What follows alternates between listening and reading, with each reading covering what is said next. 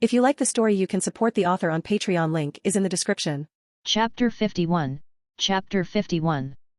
Weirdly enough, even though this is supposed to be a guild meeting of one of the biggest guilds in the entire Yggdrasil, right now, their number is weirdly small for that. Not even close to the number they usually have on their regular meeting days. It's like a 10 out of 1,000. Yeah, they're that few. Well, it was set to be like this intentionally anyway. Like this is supposed to be a part of their plan. It was set to be like this for a reason. And that reason is trust. Yeah, their numbers right now are this few because out of all the many guild members they have, these players are the only ones who are trustworthy enough.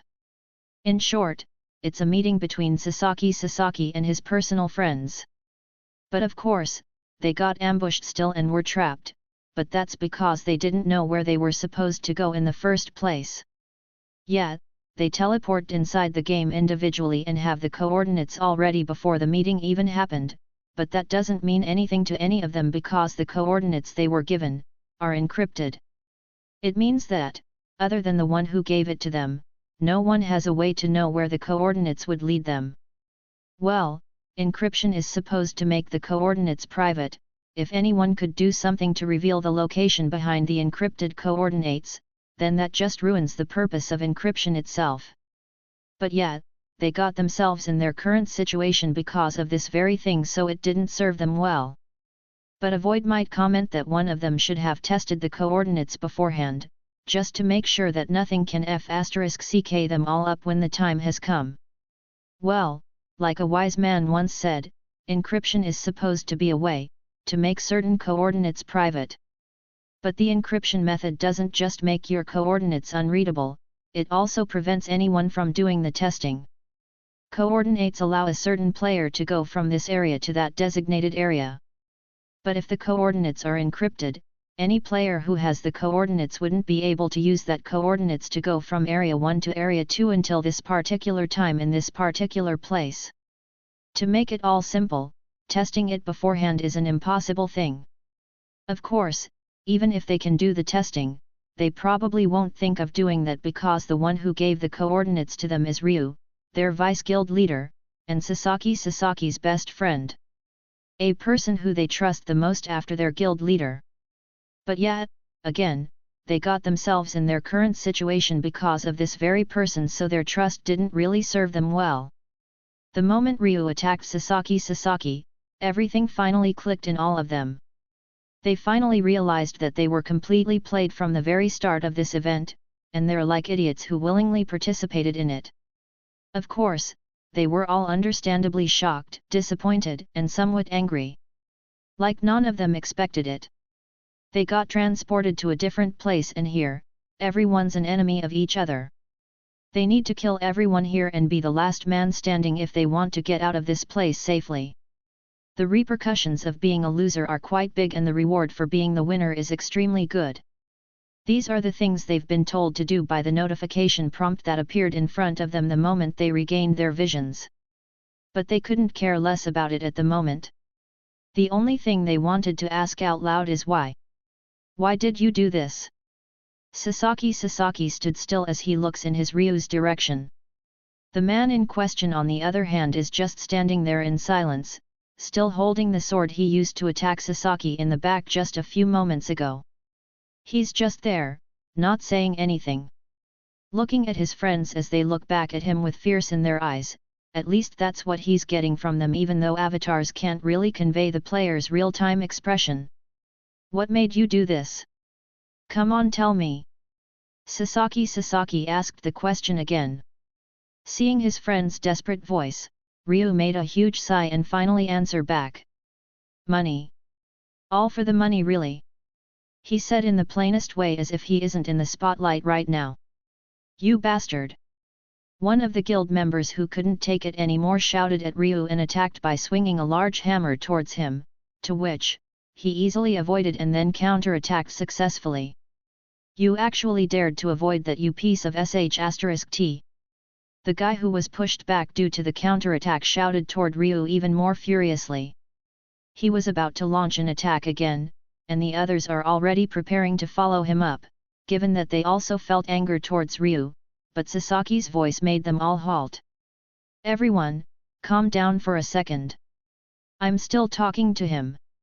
Everybody wanted to do nothing but slap the sh*t out of Ryu right now because of what he had done, but they also know that Sasaki is probably the most affected by the current situation, so they didn't argue anymore and give way for the two.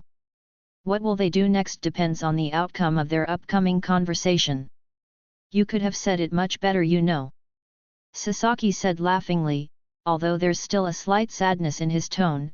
He still gave off a chuckle somehow, which weirded his other guild members out greatly. Like, dude, you just got betrayed by your most trusted friend, why are you being amused now? But of course, that kind of thought, they just keep it all to themselves. Right now, they're just nothing but a spectator. Well, it's the truth, isn't it? Ryu said with a bit of a sarcastic tone. After hearing Ryu's sarcastic remark, Sasaki looks pretty calm, unlike those who are watching the two who are visibly irritated. He even laughed lightly before speaking again. Yeah, it is, but if you put it out like that, you can't blame them for hating and being disappointed in you. That's completely fine. Aren't you the same? Well, at first yet. Can't help but be like that, you know. Hat, you are after this. Ryu was about to say something, somewhat sarcastic again, but he got cut off by Sasaki as he made a follow-up, but this time, with more seriousness on his tone, to which, surprised him for a little bit. Come on, Ryu. Why not just tell us your real reason for doing this? Why are you making yourself look like the bad guy here? After Sasaki said this, the eyes of his guild members/friends went wide open. Now, after hearing this, they finally realized why Sasaki seems calm through all this. Why, for some reason, he's so passive about all of these happenings. Well, it turns out that, there's an even bigger picture behind all these events, a bigger picture that Sasaki knows, and clearly, they don't. Now they're greatly curious. They're curious as to what Ryu's reasons are. Now all of them, all the attention, has been shifted towards Ryu. Ryu, on the other hand, got over his shocked expression immediately. Now, he just looks back at them for a second, looking like he's contemplating something, and a couple of moments after, sighs heavily. An eerie silence had engulfed the group. This lasted for a second before Ryu finally decided to speak. It doesn't matter what reasons I have. That doesn't justify what I've done. I'm a selfish guy, I betrayed all of you, period. Ryu, don't. No, stop it. Whatever you want to say, stop it. If you really know what I'm doing this for, and that you understand it, then just keep it to yourself. But, please. Until everything is over.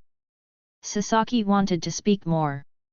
He knows that there's a reason behind Ryu's action, and he wanted for his friends here to understand what it is, because he doesn't want them to hate him. He knows something that his other friends don't. He can just blurt it out loud, but he thought that if Ryu doesn't want to say it, then why would he do that? Ryu didn't even tell him a single thing and just knew the reasons behind his actions by pure chance, so if that's his will, then who is he to go against that? That's why Sasaki's plan is to persuade Ryu to say it by himself. He plans to not give up until Ryu finally explains it all to them, but right now, seeing Ryu's unwavering manner about this matter, Sasaki can only sigh in defeat. HAAA. So, how much is the offer? Hearing Sasaki's question, Ryu pondered for a second before answering back. More than enough, I guess. For everything.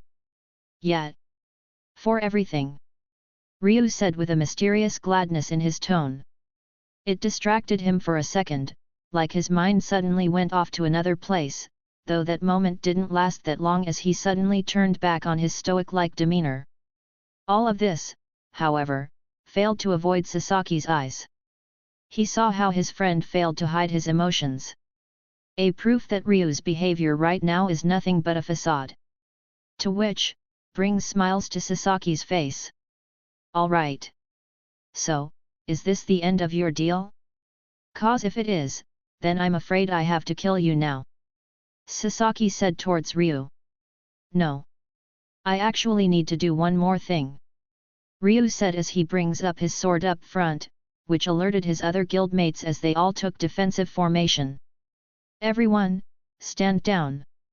Relax and let him do his thing. Sasaki said towards his guildmates/friends while gesturing at Ryu with a do-it gesture.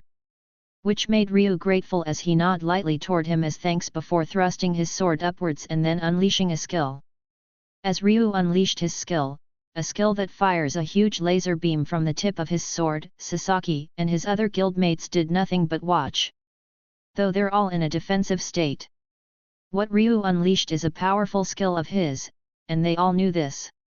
It's a skill meant for attacking, but weirdly enough, no one seems confused as to why Ryu unleashed it towards the sky, and not on them. They all know that Ryu fired off the skill not to attack, but to attract someone's eye. That the giant laser that Ryu made is not an attack, but a beacon that just revealed their exact location. And they all know who he just attracted. It's done. After a couple of seconds, Ryu finally spoke while still in the middle of firing his skill. He's looking in his guildmate's direction when he said this, but they all know that he is looking at Sasaki specifically. Sasaki didn't say anything but only nodded toward Ryu as a response. What Ryu just said is a signal that only Sasaki understands. So, since it is a signal, an action that corresponds to it has to be made. So, as an action, Sasaki brought forth his hand forward, and a gesture like he's holding something when there's none is being made. Skill, calling of the Great Sword of Fire. Immediately after this, in a burst of sudden white light, a huge sword appeared in Sasaki's grasp. The laser beam that has been firing off towards the sky non-stop from Ryu's sword has been extinguished too. That's right, after the sword appeared on Sasaki's hand, the laser beam that was coming out of Ryu's sword disappeared all of a sudden. And judging by Ryu's reaction, it was not him who stopped it. See you on the other side. Ryu only heard two sounds, Sasaki's voice, and the notification prompt that's telling him that he's now dead. Dead in a sense. He didn't even see what happened. Even the others failed to see how it happened. They just saw a burst of light and the next thing they knew, Ryu's gone. He's gone now. One of the guild members asked as they all looked around the vicinity. Yab. Sasaki with a sigh. So, earlier, what was that about? Another guild member, the same player who attacked Ryu earlier, walked closely to Sasaki and asked the question that probably, everyone here other than Sasaki himself, is dying to know. Sasaki, after hearing his question, breathed in a large amount of virtual air before answering. It's about his mom. After hearing this, confused expressions appeared on the guild members' faces. His mom? What happened? Another guild member, who also has a somewhat close relationship with Ryu, asked. Didn't know much but, I heard she got sick. The treatment is not their problem though cause as far as I know, Ryu saved enough for it. But, her mother will just be ill over and over again unless they get out of their current house cause you guys know that Ryu and her family live outside the main cities, right? And the situation outside is just outrageous. I heard that the toxic rains become even more frequent nowadays. Sasaki paused for a moment before continuing again. But that's the thing, the cost of moving inside the main cities, especially in Tokyo at that, is much more expensive than the treatment itself. Sigh, that's probably why he did all of this. After Sasaki said this, a sudden wave of embarrassment had flown throughout the whole guild members. All of them are so eager to know the reason behind Ryu's actions, but now that they already know, they didn't know now how to respond to it. Especially with their actions towards Ryu earlier. Seeing his guild members' reaction right now to what he said, a smile of gladness appeared on Sasaki's face. He's relieved. And in the meantime, that's already enough for him. I know what you guys are feeling, but I'm sure that Ryu understands. So, Don't worry about that for now. Sasaki paused for a moment as he looked towards the sky from a far distance with a serious expression. Worry about that first. When the rest of the guild members heard this, they all look in the direction where Sasaki is looking, and the somewhat soft expression on their faces immediately hardened. What they saw is a bunch of shining stars in the sky. Which normally isn't that weird, but in this place, those stars mean something. Something dangerous, that is. And it didn't take them that long until their guts proved them right, as the bright stars in the sky suddenly became even brighter that it is almost hard to look at. And then, immediately after that, brightness engulfed the whole area they were in. Chapter 52, Chapter 52. And these are MC stats for the upcoming fight. I also explained there the traits of each job class so you guys can know what are these for and what they do. I also included the skills and spells that each class offers. These skills will be used in the upcoming fight. You know me, I hate explaining what something does cause I tend to over-explain, so I just did this instead so I won't have to explain it again once it was used in the fight. Once I said a spell/skill or did something unnatural and didn't explain, and you didn't know what it is for some reason, then just look it up here and you'll surely see what it is. Also, don't get this wrongly, the spells and skills that I listed in each class are not the only spells and skills it offers to the MC, I just listed the ones that need to be highlighted cause like I said, it will be used in the upcoming fight. Also, Yggdrasil is a game where you can customize almost everything, yes everything, even the skill and spell names. So in the future, if you saw a familiar sounding skill or spell then don't be too surprised. That's all. Have a nice day. Bye. IGN, Catus Etrema de Razel. Gender, male. Race, heteromorphic. Alignment, chaotic evil -600. Level, 100. HP, 545. MP, 656,890. PHYATK, 452. PHYDEF, 420. Agility, 434. MAG-ATK, 430. MAG-DEF, 490. Resist, 600. Special, 600. Total stats, 660,861. Origin, 5. Archvampire, 5. Weapon Saint, 5, Great Buff.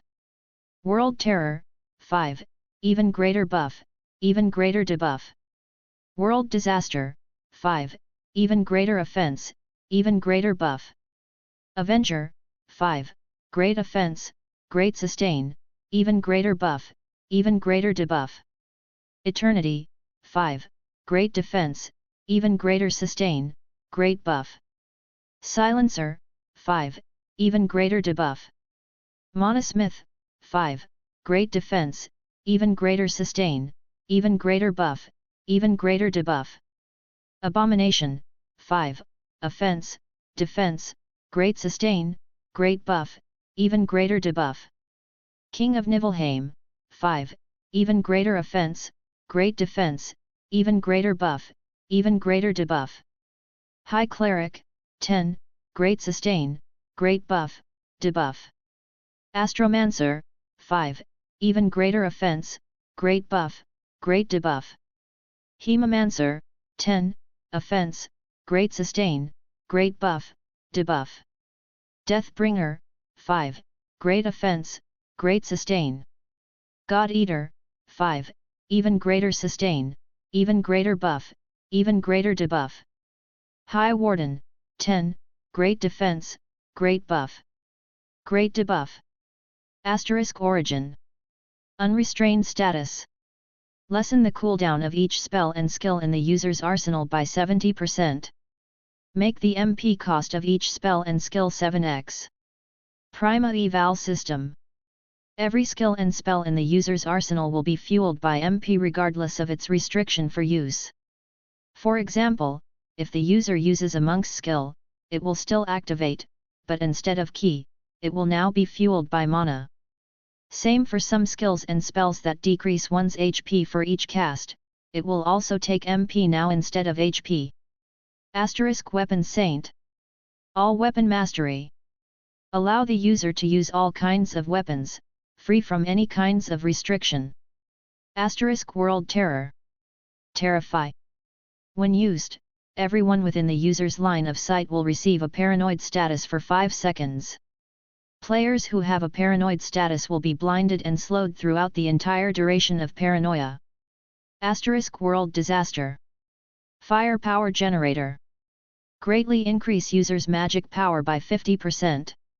Avenger. Vengeance. Whenever a player lands any kind of attack on the user gain 1 hate. Hate status can be stacked infinitely and doesn't disappear until the attacker is gone. 1 hate equals plus 5 agility, plus 2 physical ATK, plus 5 resist. Vengeful Spirit. A spirit that wields 2 swords will be summoned behind the user. The spirit will then stick to the user for the entirety of the skill's duration.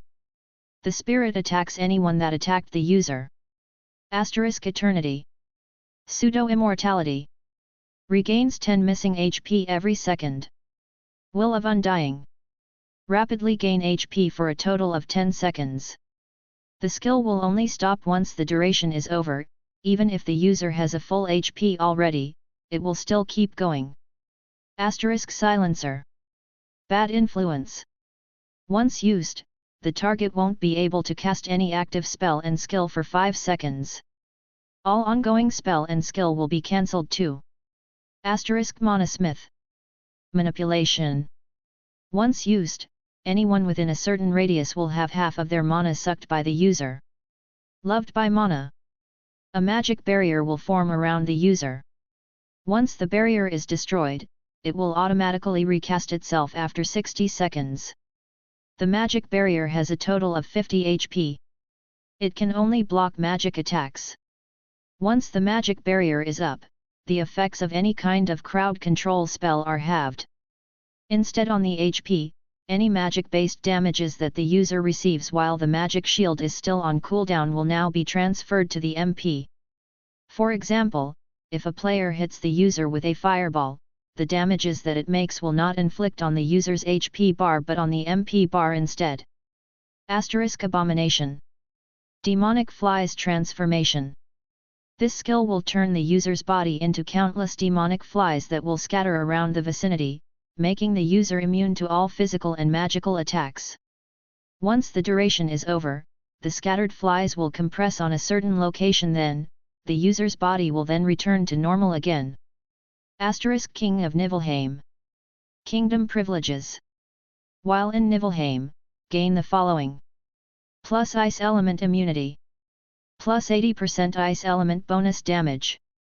Plus 100% freeze effectiveness. Plus a 100% chance for a frostbite to happen between attacks. Plus 5 snow para-elementals. Plus 0% hostility against certain types of local monsters, dungeons monsters are not included. Plus 100% fixed favorability towards local NPCs. Domain Expansion, Land of the Frozen Throne.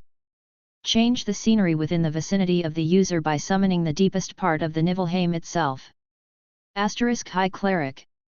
Life-based Specialist. Increase the effectiveness of healings you receive or cast by 20%. Life Preservation. Restore 5 missing HP every 10 seconds.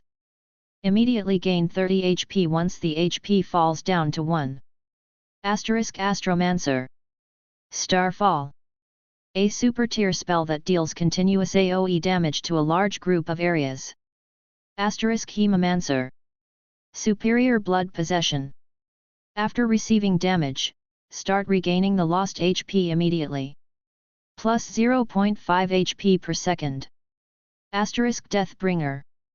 Vision of the Aftermath. Whenever the user makes a kill, a soul will be left behind after the body disappear. Soul Devouring. This skill will let you extract the soul and consume it for yourself, turning it into a medicine pack that can rejuvenate your missing HP and MP. Soul Searing. This skill will let you extract the soul and absorb it into you. After absorbing it, you can then release it in a certain direction. After releasing, it will turn into a projectile and deal damage to anyone it hits. The attack can't be blocked. The damage it deals is based on the higher damage stat of the same player where the soul got extracted from. Soul Reforming. This skill will let you extract the soul and resummon it as a spectral beast. The spectral beast will have the same stats as the player where the soul got extracted from. Note, soul can only be used for one skill. Once used in a certain skill, the user must find another soul to use another soul skill. God Eater. Essence of the God. A skill that turns the user into a godlike state for 60 seconds. While in this state, user's stats will be doubled and will be immune to any form of crowd control throughout the entire duration. After using the skill, all attacks from the user can now ignore the target's defenses such as physical defense, magical defense, resist stat, and even racial traits throughout the entire duration. High Warden. Iron Skin. Ignore 10% of the received damages. Unflinching. Reduces the crowd control effects by 10%. Bone Plating. Gain a sudden bonus defense stat for the next 10 seconds. Plus 15 PHY def. Plus 15 mag def. Chapter 53, Chapter 53. Right now, Sasaki is running through the dense forest of this dark dimension. The same dimension where he and his friends got summoned to not so long ago. If anyone would look at him right now, it might seem that he is alone, but in actuality, his guildmates are nearby. They are running along with him in this forest. It's just that, they're hidden and can't be seen by the naked eye. Well, making it seem like Sasaki is alone is actually the intended effect in the first place. This kind of tactic is called the lone rabbit trap. This kind of tactic is actually pretty well known in the whole Yggdrasil. Almost all players at this point know this and probably used it already at least once. Though sadly, even though it's a trap method, no one uses this for trapping anymore. Why? Because it is pretty well known. Like I said, at this point, every player in Yggdrasil must have used this tactic at least once or twice already, so this method is so overused by now. Any player, unless it's a newbie, will know that it's that trap once they see it. Surely, no one will take a bite of it, and the one who used it will just waste their effort in setting it up. Though it isn't a useless move. For trapping, it is. But for hunting? It's a different matter. It's not a good idea to move in big groups whenever you plan to hunt something or someone secretively. But sometimes, you just have to, if the circumstances ask for it. So, what's the best way to go in groups while making it seems like only one person is present? That's right, the lone rabbit trap. And that's why Sasaki and Co decided to use this, because moving in groups, even though the darkness and the dense forest are covering them, is likely to catch someone's eye. Scattering is not an option either, since they might get picked on one by one. Lessening their already lessened number is the last thing they would want. At first, after they arrived here, what Sasaki planned to do after they sort the problem with Ryu is to hunt for Razel and do the first attack. The Watchtower is a kind of spell that gives the user the information of everyone within a radius of 1 kilometer. It also alerts the user if someone is using a spell or a skill to spy on his location.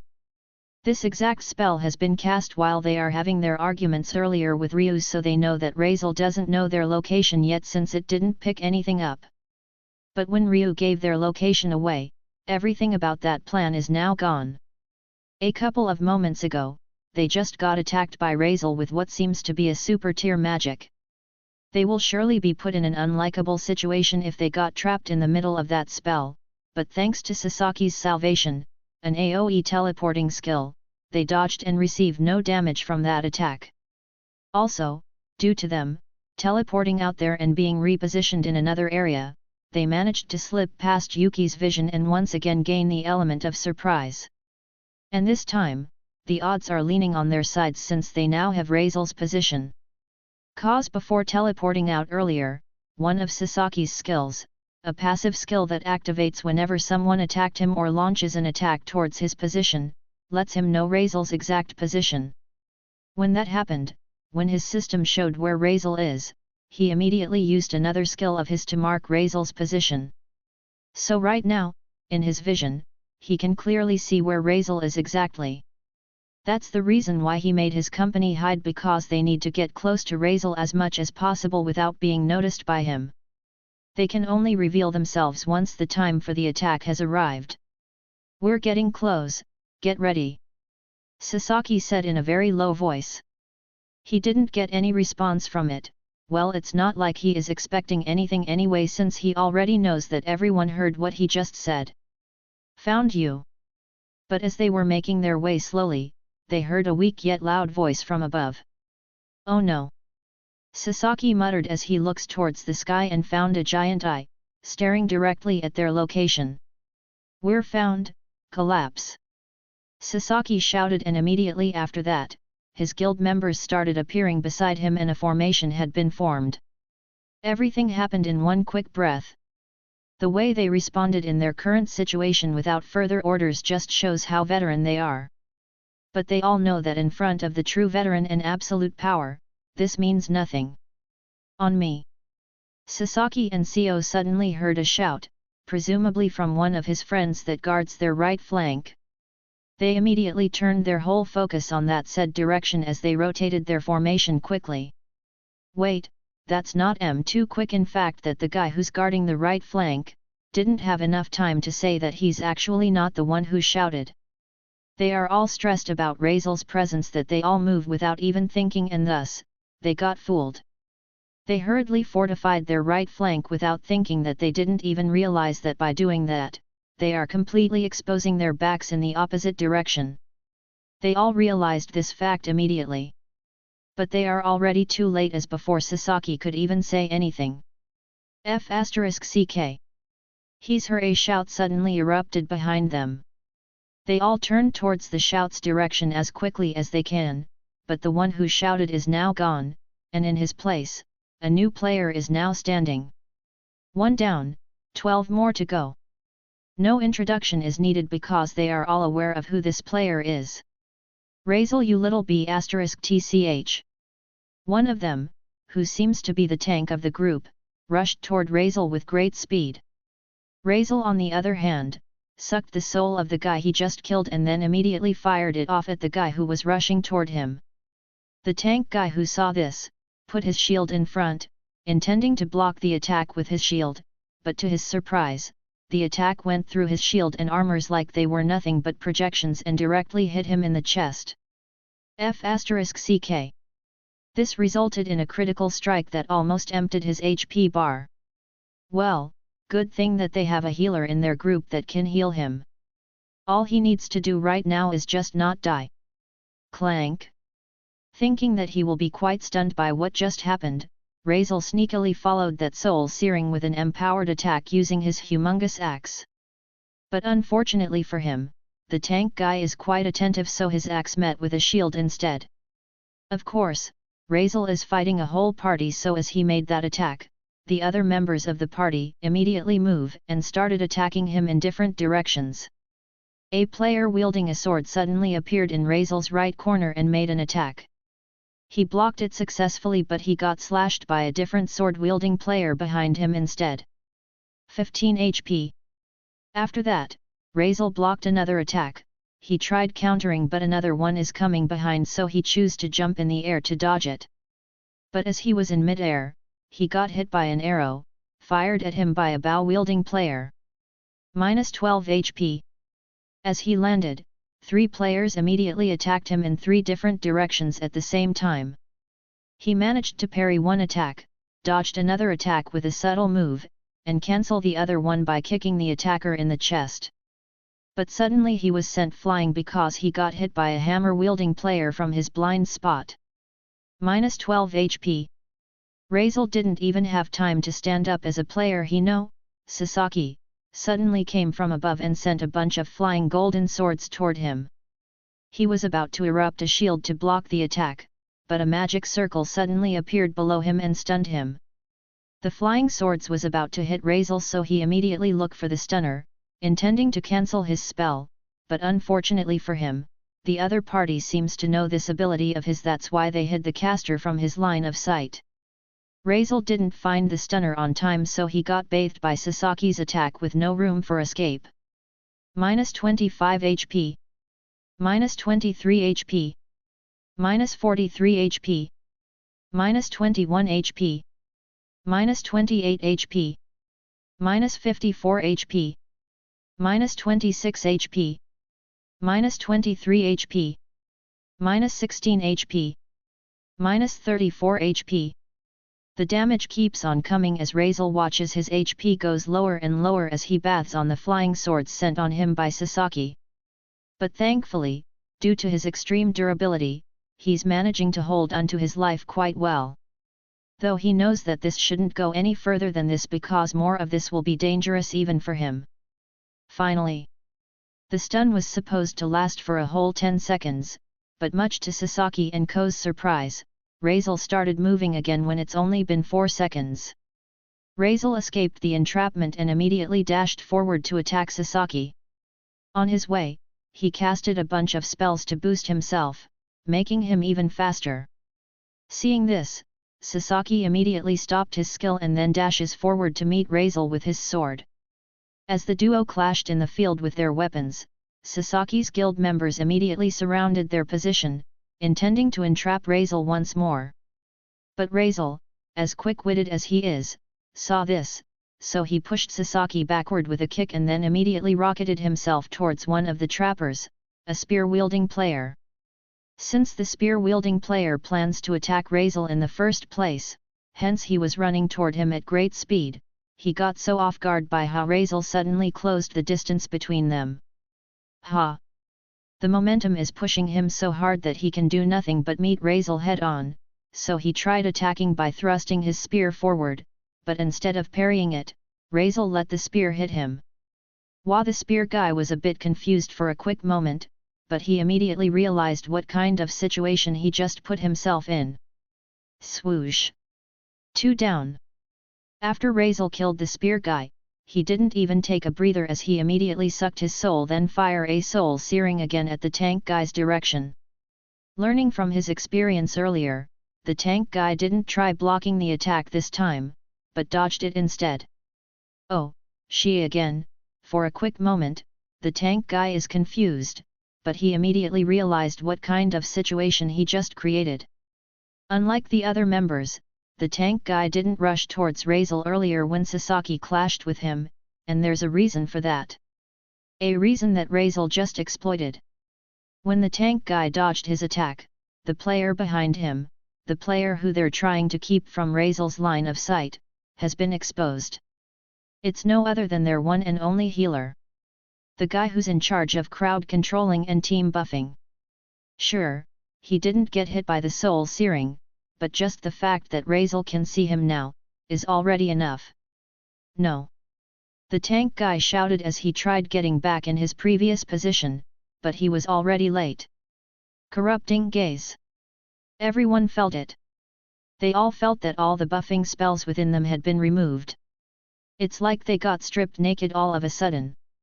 All the protection, strengthening, boosting, and resistance spells within them are now gone. Obviously, it's the same for the healer itself because he's supposed to be the supplier of it. So with all his protection spells gone, Razel immediately used a skill to pull the healer towards his position, and since the healer can't cast any spells at the moment, he can't do anything about it.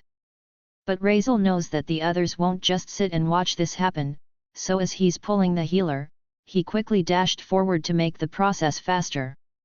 As if I let you do that. The tank guy shouted as he activated his skill that will let him swap positions with someone. From the tank guy's perspective, Razel suddenly appeared in front of him as he swapped places with the healer, but as he was about to ready himself to take Razel's hit. Terrify! He suddenly found his vision gone and his movement became slow. Swoosh! And since this is the case, seeing and defending against Razel's attack, became impossible for him. That's 3. At this moment, the rest of the guild members finally reach Razel's position and started attacking at the same time. But none of their attacks reached him since Razel's body suddenly turned into countless fly-like insects. The insects scattered around the area and quickly compressed near the healer's position.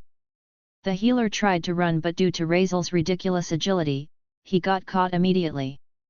The others didn't manage to help because there was a bit of a distance between them. All they can do is watch their healer get killed in front of them. Their tank and their healer are now dead. Everyone knows that without them, this fight will be even harder now. Feeling his guildmates' tension, Sasaki decided to step up in the front and signal for them to step back. "Stack yourselves, I'll buy time. You won't be able to face him without enhancement spells. Go." When the others heard this, they didn't even argue and just stepped back. They know that they'll be nothing but a hindrance in this fight without enchantment spells, so with a nod, they just did what Sasaki said. Now, in the middle of the field, two individuals remain. One is a player who's embraced with brilliance while the other one is oozing with darkness. "You'll just let that one slide?" Sasaki asked Razel, seeing that he's weirdly not doing anything to stop his guildmates' preparation. "Well, the fight is more fun that way, you know," Razel said smugly, which irritates Sasaki for a little bit. "You are belittling us too much," Sasaki said as he raised his sword up front, readying to engage at any time. "Not really. I mean, after this, fights will surely be boring, so, you know, might as well enjoy it while it lasts." "Oh, you will enjoy this for sure." Luminary blessing. After Sasaki cast a skill, a light came from the sky and dawned unto him. This occurrence didn't last long as the light disappeared immediately after a couple of seconds. "Here I come." Sasaki, who's donning a new armor now, an armor that he seemingly got from that light earlier, shouted as he dashed towards Razel with a stunning speed. Razel, on the other hand, also dashed forward to meet his aggressor. Then, the two clashed. Chapter 54, Chapter 54. "Now, the two of us are what's left," Yuki said as he looked around at a mess of a place they were in. The exact place that was once a booming forest and now nothing but mud land full of potholes. An apparent aftermath of the battle that just took place here just a second ago. "We are so close to winning," Sasaki said with a sigh as he looked at the diminishing sword in his hand. "And yet, we were never there." In the battle that just ended, Sasaki's team obviously lost as his whole party died, leaving only him as the sole survivor.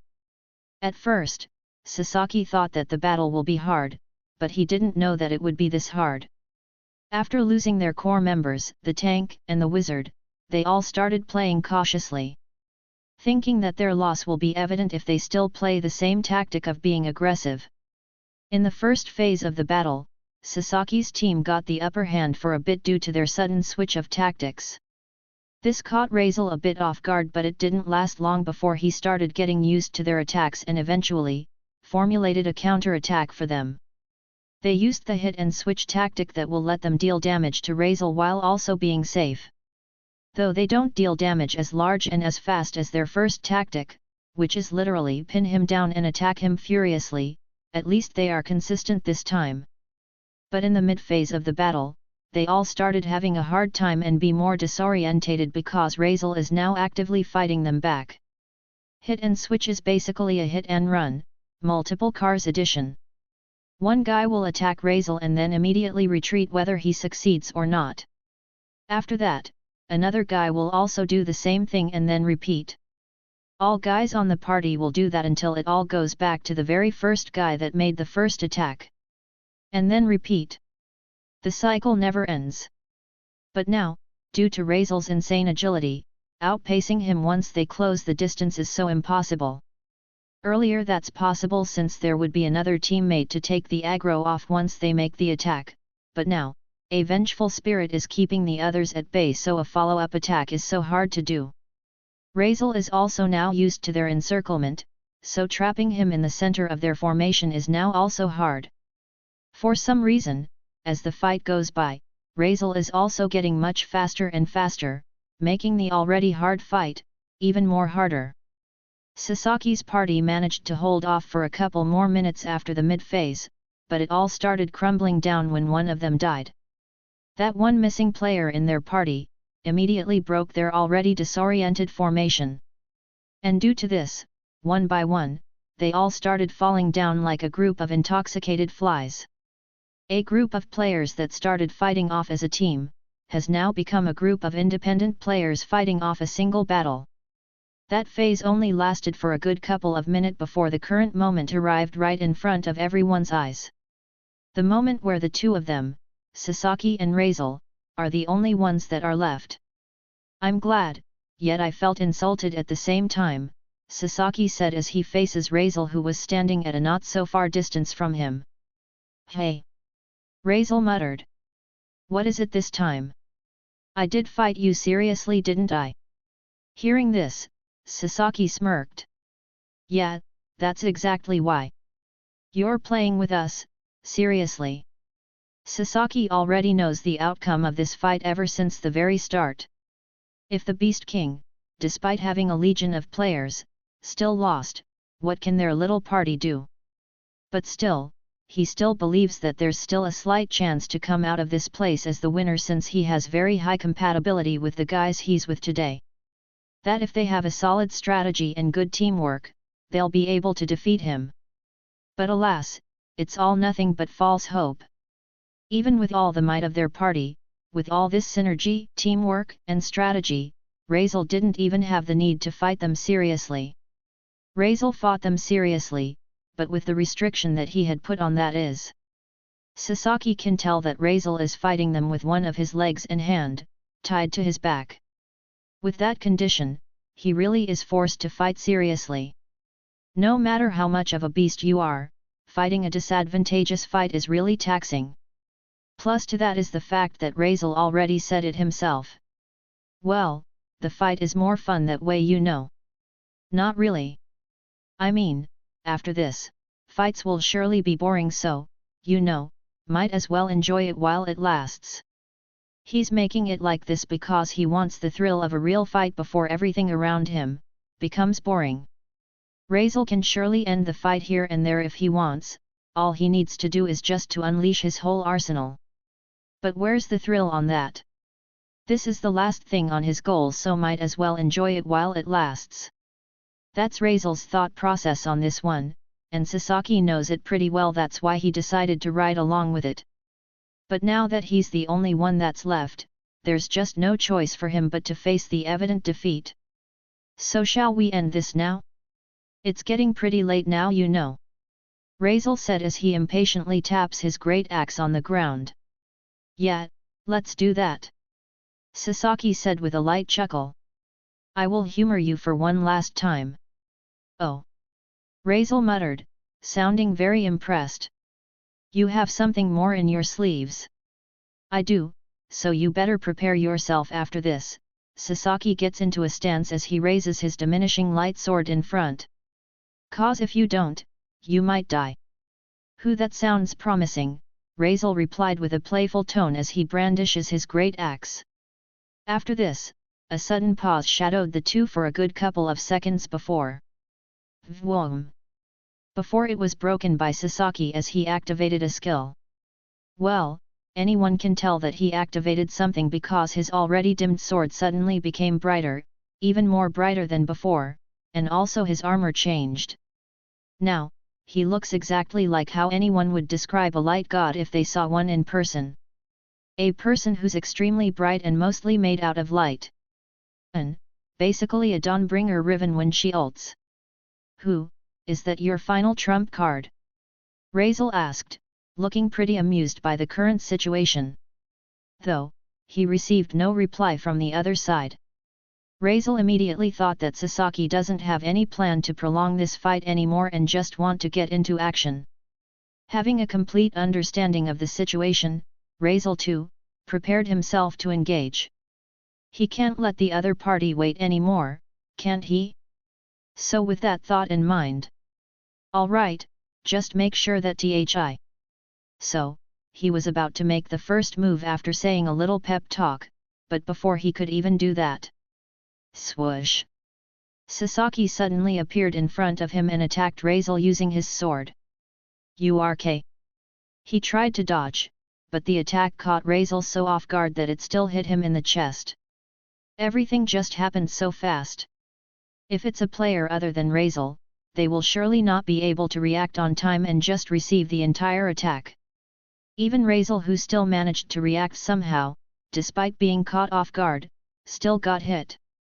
Ha, didn't your mother teach you that it's bad to attack someone while they're still high? Razel, who jumped away to recreate the distance between the two of them, paused mid-speech when he suddenly received a notification prompt that attracted his whole attention. Your Ring of the Undying has been activated. What? After seeing the prompts, Razel was greatly confused. One of his rings, the Ring of the Undying, is an item that would immediately give him 100 HP the moment his HP bar falls down to 0. There's also another catch: this item will only be activated if there are no more ways for Razel to be saved. It means that this item is literally Razel's last resort if he already used all of his sustaining spells/skills and items. So right now, he's understandably confused. Why in the world would his Ring of Undying be activated? That just makes no sense. 1 second ago, his HP bar is just full. His life-saving spells and skills are also still unused at this point. He even peeked at his ability menu just to make sure that they're all up, and they're really up. So why? At least, that's what Razel thought to himself. What happened? Where did that smugness of yours go? Suddenly, while Razel is having an internal crisis, Sasaki suddenly appeared above him and made an attack. However, Razel this time is on high alert unlike earlier, so he dodged the attack easily and even made a counterattack. Sasaki didn't expect Razel's sudden counterattack. He thought that the attack just now will make him extremely cautious and that he'll just jump away again to dodge it, but turns out, he's wrong. So, seeing the upcoming attack, Sasaki instinctively jumped back. Gotcha! When this happened, Razel's eyes gleamed. He didn't miss this slight opening that Sasaki made. Even Sasaki noticed that he just made a blunder, and Razel was about to punish him for it. So with a click of his tongue, Sasaki immediately conjured a light shield in his other hand to block whatever Razel was about to do. Swoosh! He heard a strong gust of wind. Here it comes! He braced himself for what was about to come. He waited for it. But nothing came. And when he looked in front of him to check what was happening, Razel is nowhere to be seen. Cicada noises SFX. Sasaki immediately crouched down and jumped high in the sky. Probably to look for Razel. And he's right. From there, he saw Razel running away from a distance, completely utilizing his agility stats to their full extent. This son of a b***tch. Seeing Razel's shameless action, Sasaki immediately rocketed himself towards the running Razel. How dare you run away from me?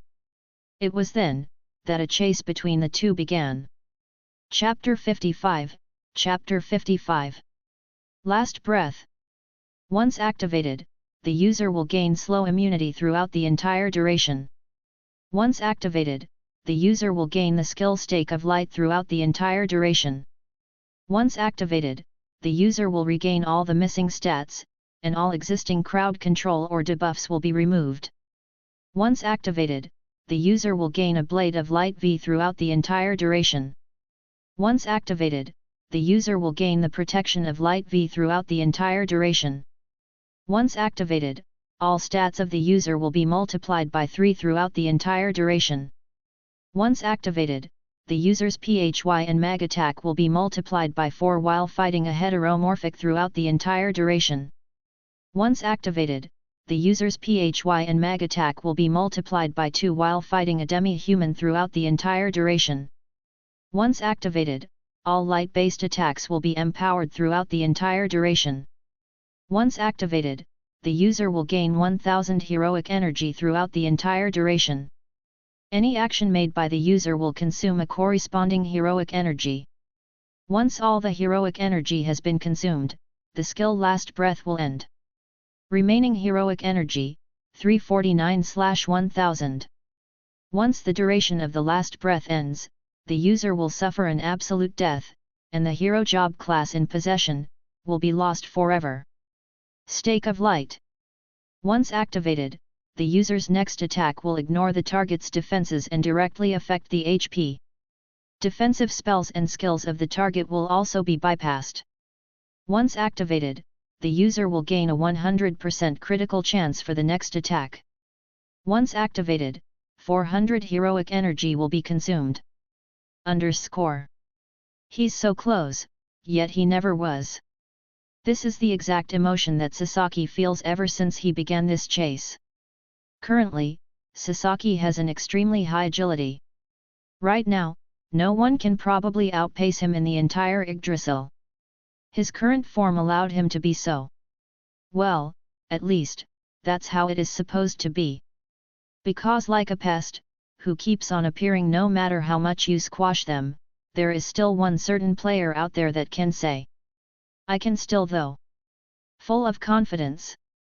That player is no other than Razel, the exact player that Sasaki has been chasing for about a couple of minutes now in the dense forest they're in. At this rate, they probably circled the whole dimension already, given that they're doing nothing but run around. Sasaki, although it might not look like it, is really giving his all to catch up on Razel, but for some reason, he's having a pretty hard time doing that. Even though with his speed, catching up on him is supposed to be an easy job. Well, on contrary, he indeed can catch up to him, but not catch him. He can close the distance, but that's all he can do. Razel, like a wiggling slimy fish, keeps on getting away even though he's already within arm's reach. This just shows the huge skill gap between the two.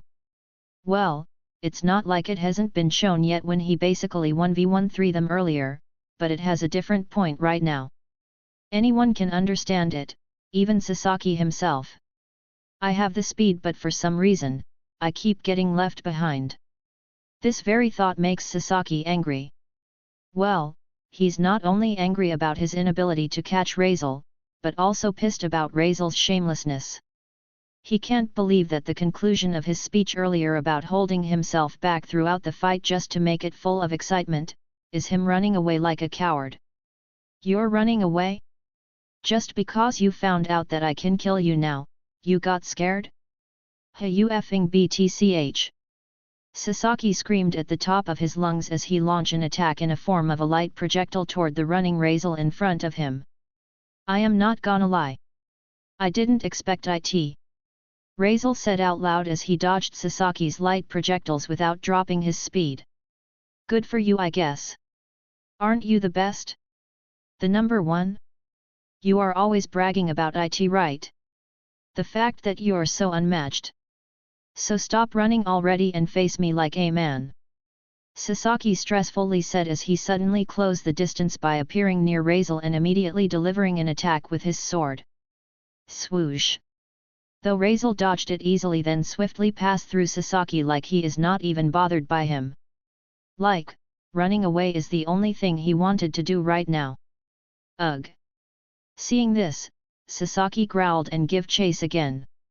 What just happened is basically the same thing that has been happening ever since the start of this chase.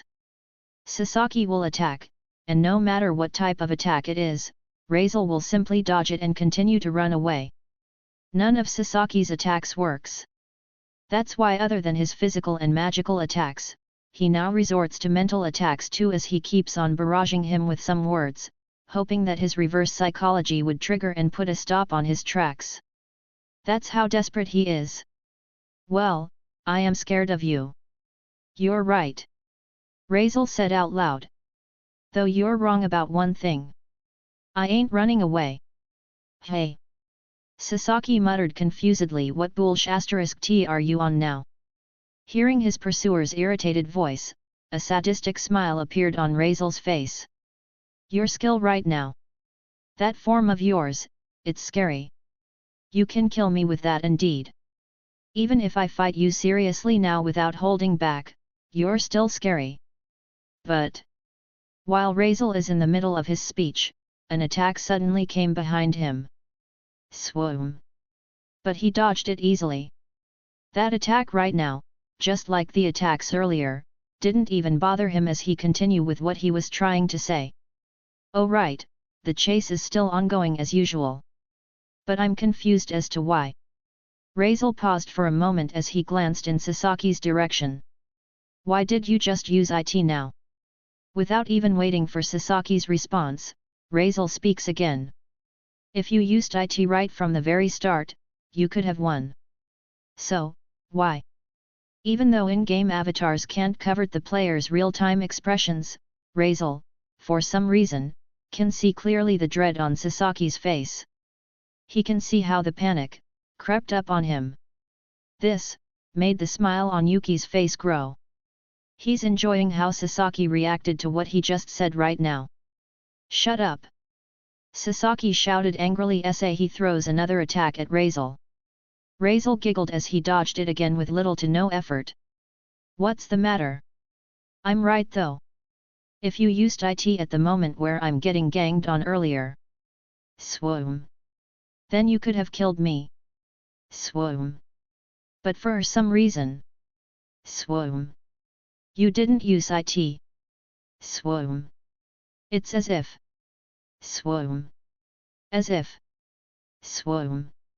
As words flowed out of Razel's mouth, Sasaki's patience grew shorter, and shorter as he started barraging him with attacks mindlessly. He started attacking with no care. He became blind with rage. So much so that he didn't even notice that Razel maneuvered slightly and threw an attack spell toward him. Boom! The attack hit Sasaki right in the chest as he aggressively flew backward. He flew for a couple of meters before colliding with a tree. Thud! At this moment, Razel continues what he's trying to say as he appeared in front of Sasaki, who had fallen to the ground. As if, it's a skill that once used, there's no going back. I mean, it probably is, given by how strong you've become. After saying this, Razel raised his giant axe, intending to deliver an attack on the fallen Sasaki, but he stopped and immediately jumps away. Zwoohun!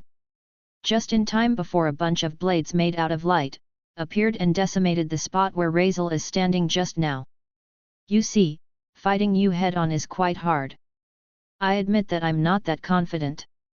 But in running away? Brew, that's my specialty. I am the current rank 1 not only because I am strong, it's because I am also good at running away. Sasaki listened to Razel's shamelessness as he rose up from the ground while glaring daggers at him. If looks could attack, Razel would be in pieces by now. Stop going around and just get on your main point. Sasaki said as he readied himself to launch an attack on Razel once again. Well, what I wanted to say is that, if I put my whole heart into it, you would not be able to touch even a single strand of my DNA until that skill of yours runs out. So, how about we do it like this? Starting from now on. Razel paused for a moment before continuing. I will now fight without holding back. After saying this, Razel expected Sasaki to react heavily, but surprisingly enough, he didn't even budge. Ahem. So, seeing that the other party is just looking at him and not saying anything, Razel cleared up his throat and speaks again. Well, I mean, earlier, I'm holding myself back and I intend to do so until the very end of the fight, trust me I really do. But if I do that, I'll just be running away since the current me is no match for the current you. Razel paused again for a second before continuing. So I'm just proposing that I will go all out too. I'm telling it to you beforehand since you might be surprised if I suddenly.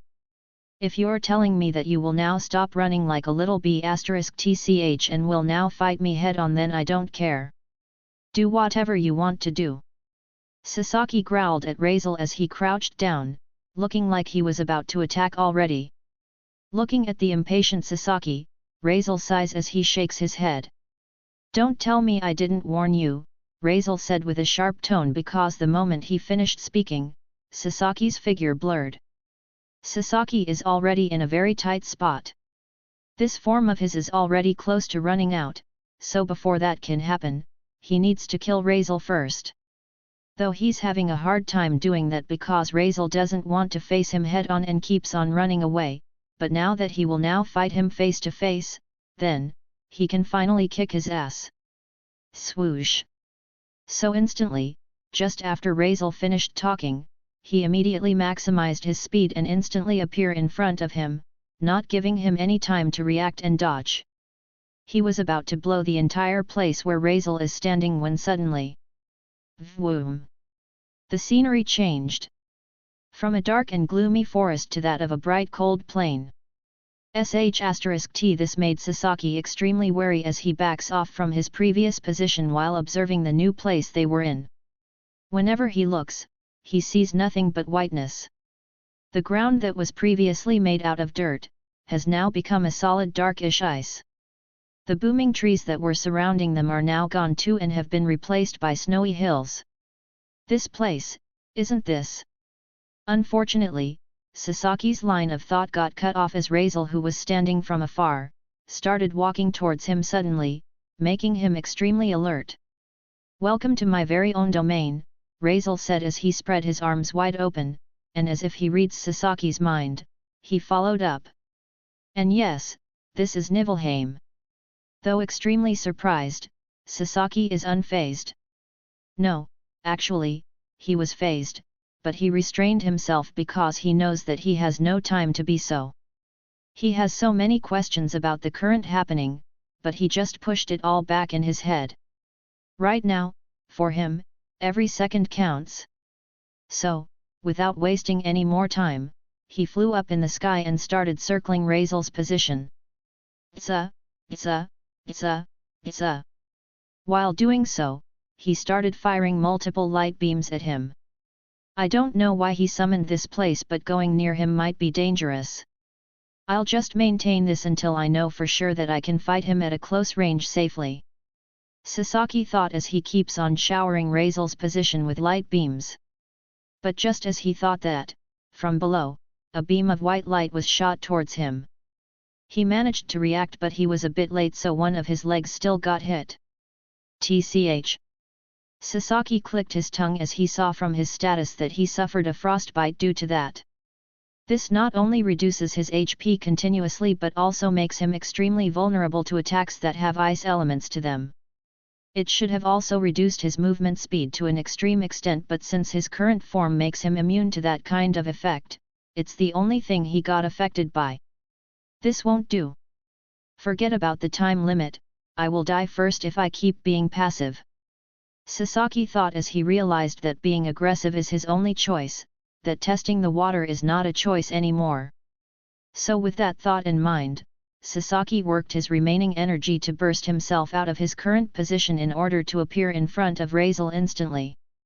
Is his body glowing? Sasaki thought while on his way, as he noticed the peculiarity on Razel's body, but he immediately put it all up in the back of his head because he can't be distracted at this point. Swoosh!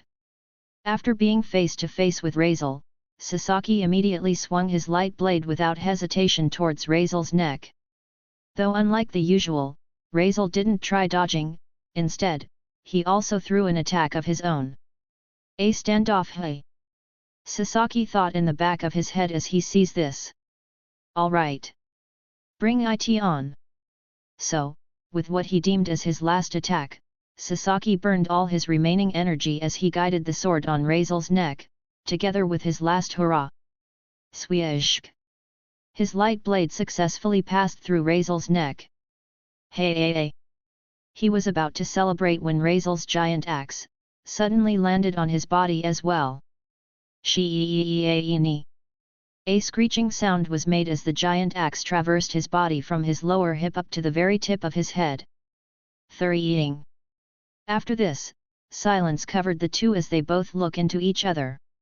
Even though both of their avatars wear armor/helmets, right now, they're looking at each other as if they can both see each other's faces. A couple of seconds after, the silence has been broken by Sasaki as he makes a huge sigh. Is that your cockroach form? You became unkillable for a second. Sasaki said as the light sword in his hand shattered like a mirror. It didn't take long before his light armor followed along. Nat, I'm way past that already. It's a divine cockroach now. Razel replied with a shrug. Sasaki burst into laughter after hearing Razel's remarks. Though he stopped laughing as a notification appeared in front of him. After seeing the notification, Sasaki sighed and shakes his head. I know that you just took advantage of them, but I still wanted to thank you for helping my friend. Razel was about to reply, but Sasaki immediately followed up, sounding very hurried. It was a good fight. Good luck, cockroach man. Sasaki said with a genuine smile on his face. GG. After that, the next thing that Razel knows, he's alone. On the battlefield where he just fought, he's the one that's left. And the conclusion of that battle. Yuki obviously won. Chapter 56, Chapter 56. New post _ Free, open lock. Yggdrasil. Posted by user Razel69, August 17, 2132. I just killed your origins, you whiny bee *shiz. Ha ha ha ha ha ha ha ha ha ha ha. At humans at demi-humans. _ 12k 680.6k 452k. Razel69 pushpin. BTW, I'm currently chilling somewhere in Niflheim. Feel free to come here if you want, you goddamn losers. Thumbs up sign 2.5k, thumbs down sign 8.8 m460.2k. Start of the call. Yuki, yo, what's up? Satoshi, what's up? You are what's up? Yuki, hey? What do you mean? Satoshi, what do you mean my ass? I can literally see your dirty ass smug just from hearing your voice right now. Are you that happy bastard? Yuki, whoa, goddamn. We are going in today, hey? Why are you so angry anyway? I didn't do much this time, right? Satoshi, not much. You literally caused chaos within the entire server right now. If you have gone silent about it, it would have been somewhat fine, even though it is really not. But no. You just gotta flex, you be *tch. Yuki, come on now, old man, I can literally hear your blood pressure rising from here. You'll get a heart attack at this point. Calm down. Satoshi, and whose fault do you think *t? I'll be bald soon for sure because of you alone. Yuki, bro, you just got married a couple of months ago, like any of that *ing matters anymore. Stop whining about it. Satoshi, sigh. Yuki, besides, everything is fine. I got it all in the bag. No need to worry about me. Satoshi, fine? Do you call the situation where literally every player in the entire server wants to kill you fine? Yuki, this is not like the bounty situation where only a few selected individuals can hunt you. Right now, you're literally like a world enemy. The moment you go online, every player in existence will come looking for your ass. Yuki, welp, sucks to be them. It's not like they can kill me anyway, can they? Satoshi, sigh. Yuki, you gotta understand. As the person who's been watching you from the very beginning, I get it, trust me I do. You've proven your point. You're a strong player, really worth the title the strongest. But you gotta understand, there's no way you can fight an entire server all at once. You'll die. All the hard work that you did, that we did, will go to. Yuki, wait. Shato *ing Matt. That's not what I mean. Fight them? Bro, I'm not that insane. I'm obviously, also, aware of that. Satoshi, what? Then what did you mean by? Yuki, did you forget? I'm currently in Niflheim. Not a single fly can even reach me here, let alone them. I literally built this place like a fortress. Satoshi, oh. Yeah, about that. Yuki, wait, why do you sound like that? I don't like that. Satoshi. In the next patch, we are going to release an item that can resist the fuckery that you did in that world.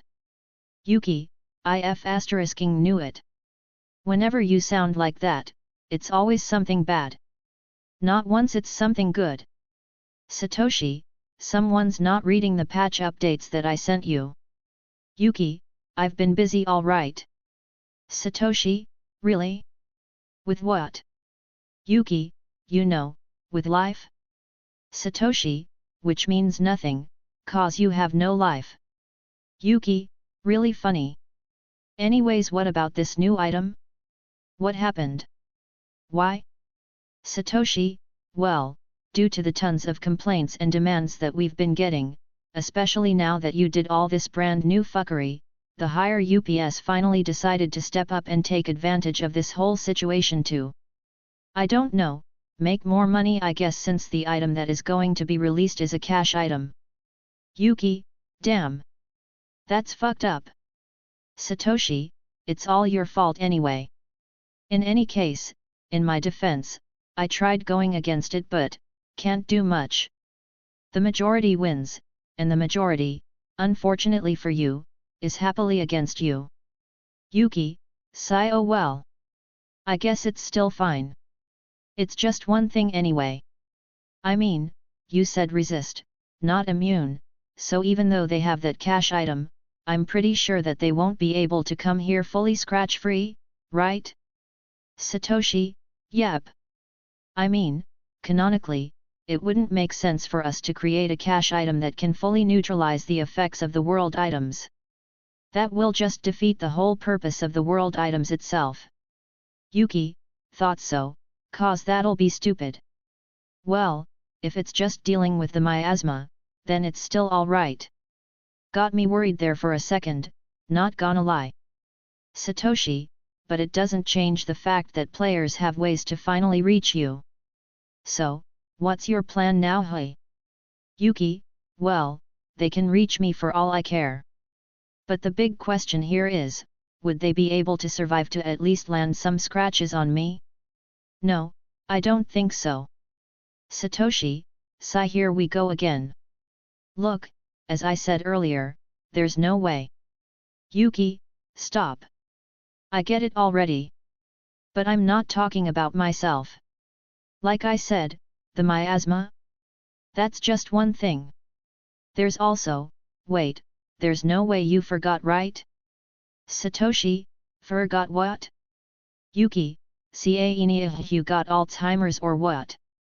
You don't remember the little project that we did in Niflheim? Brew, you literally helped me create her. Satoshi, her? Oh smack, right. I almost forgot about that thing. Yuki, I mean, yeah? Come on, how can you forget? Satoshi, right. Right.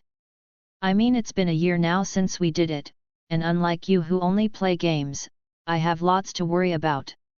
I don't have enough time to remember such things. Yuki, wow. You are so harsh. Satoshi, in any case, since that thing will be entering the big picture, then I guess I really don't have to worry about you anymore. I mean, that abomination is literally built for situations like this. Yuki, thank God you finally get it.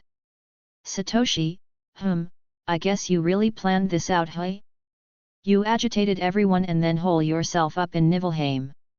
They will surely come for you after the next patch with the new cash item in hand, but with her standing beside you, the hunters will surely end up being farmed by you again. Gonna say I'm low-key impressed. Yuki, stop it. It's not that impressive. Satoshi, look at this B*TCH. You do know that you still gave me one heck of a problem by doing all these shenanigans of yours, right? Because of you, I gotta fix the brand new conflicts within the server, conflicts that you caused one way or another. Yuki, I know what you're doing. Stop making me feel guilty. Satoshi, I think I'll have to pull an overtime for this. Sigh, my wife's gonna kill me, and I even promised to go home early today. The lovely meals that I will miss too. Yuki. Satoshi, so, how does the criminal plead this time? Yuki, I plead, beer? Satoshi, That alone is not going to cut this time, man. Yuki, fine. I know a nearby restaurant. They sell good meat. Weijiu on top of that. Satoshi, I mean, that's fine, but you gotta consider my angry wife as well, man. She'll be really angry this time, and we got to think of. Yuki, arg, fine. Say whatever you want, you goddamn leech. Satoshi, well, if you say it like that, then I'm thinking of dinner. A luxurious one. Something along the lines of Tsukiyobashi. My wife dreamt of going there at least once in her life. I couldn't really take her there back then cause of how expensive. Yuki, if that's going to make you shut up, then fine. Satoshi, really? It's on you, right? Yuki, yeah. Satoshi, alright then. See you tomorrow. Yuki, whatever. Satoshi, bye. End of the call. Chapter 57, Chapter 57. Quest. The hunt for the true monster begins new. Description: the monster of origin succeeded in its endeavor to devour the other two origins, the Beast King, and the hero. Now, it is currently on its way to becoming, once again, the true monster. Goal: defeat the monster of origin before it fully consumes the two origin it devoured.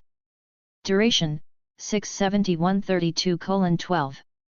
Rewards: 1 million gold, 1 unique job class, 10 treasure trove keys, random set of equipment, legendary, 200 data crystals, high, 1 treasure map, legendary, 1 glorifying orb.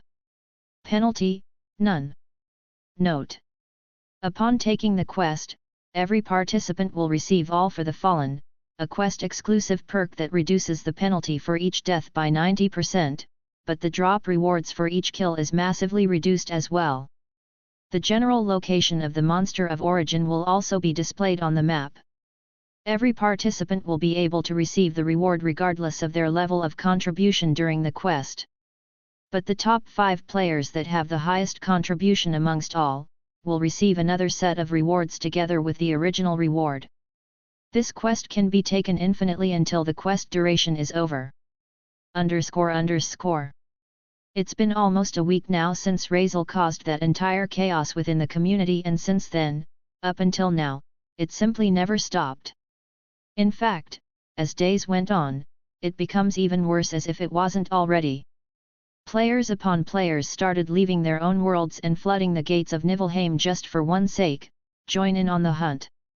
Even players who were originally not interested in this kind of thing and chose to stay away from anything that has something to do with Razel, decided to join as well. It's that chaotic. The realm that was once a safe haven for heteromorphics suddenly became the most dangerous for them in an instant. Especially so after the release of the God-defying totem, a cache item that was made to resist the miasma that Razel released in Niflheim back then. Making it easier for anyone that is originally unwelcomed by the world, to go in and out as they pleased. Niflheim right now has literally been turned into a full-blown battlefield at this point. Actually, if one were to see this objectively, it's not even a hunt anymore, but an all-out war. Cause Razel really utilized Niflheim at its fullest during this event. How? Well, it's pretty simple. He will first go to a nearby city and seek shelter inside it, and due to his privileges, that particular city will then turn hostile to everyone, blocking every player that wants to go inside it, or even near it. This means, other than the summon monsters and created NPCs under Razel's control, the players who are trying to hunt him also have to fight an entire city as well. Making this hunting quest much harder for everyone that participated in it. Of course, given the overall number of the hunters, they will surely eventually siege the entire city and reach the castle where their supposed target is located, only for them to know that he was long gone already, and is now hiding in another nearby city. Then the same process repeat. Over, and over, again. This is the very reason why many players have joined in on the hunt, cause unless they pull off a large number on this one. This quest is just plain impossible. That's why it is not a joke when it is stated that Niflheim became a full-blown battlefield. Cause it truly is at this point. Well, given the current situation, obviously, not a single casual player will choose to remain in the realm anymore. Players who were originally just there to seek shelter and protection, have to leave immediately upon the hunting quest announcement. Doesn't matter what world it is they say, as long as it is not Niflheim. Even Razel's closest friends who originally want to help, decided to leave as well, or at least, he made them leave, for pretty obvious reasons. In short, all that's left in Niflheim is just Razel himself, and of course, the players that want his ass dead. Razel's situation at this point, according to the community itself, or to those that decided to follow along with this whole chaos be it within the game or not, is like that of a demon king in every fantasy story. The whole world banded up together, attacking the demon realm, Niflheim, enduring all the challenges and hardships as they make their way toward the demon lord's castle, the exact place where they can find their most common enemy, the demon king, Razel. The being that is the main source of chaos and pain that has been happening in the entire world. It could not be more accurate really, it's almost cliché at that.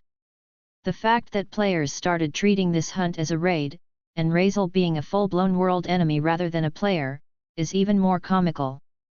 But even though most would find this funny and entertaining, there's a certain group of people that doesn't find this whole situation fun and entertaining at all. It's the devs themselves. Well, why would they? The balance and harmony of the game itself are being ruined as days go by. Other main and side quests are being ignored. The server is overloaded one-sidedly. The market is being wrecked due to large demands for certain items, etc.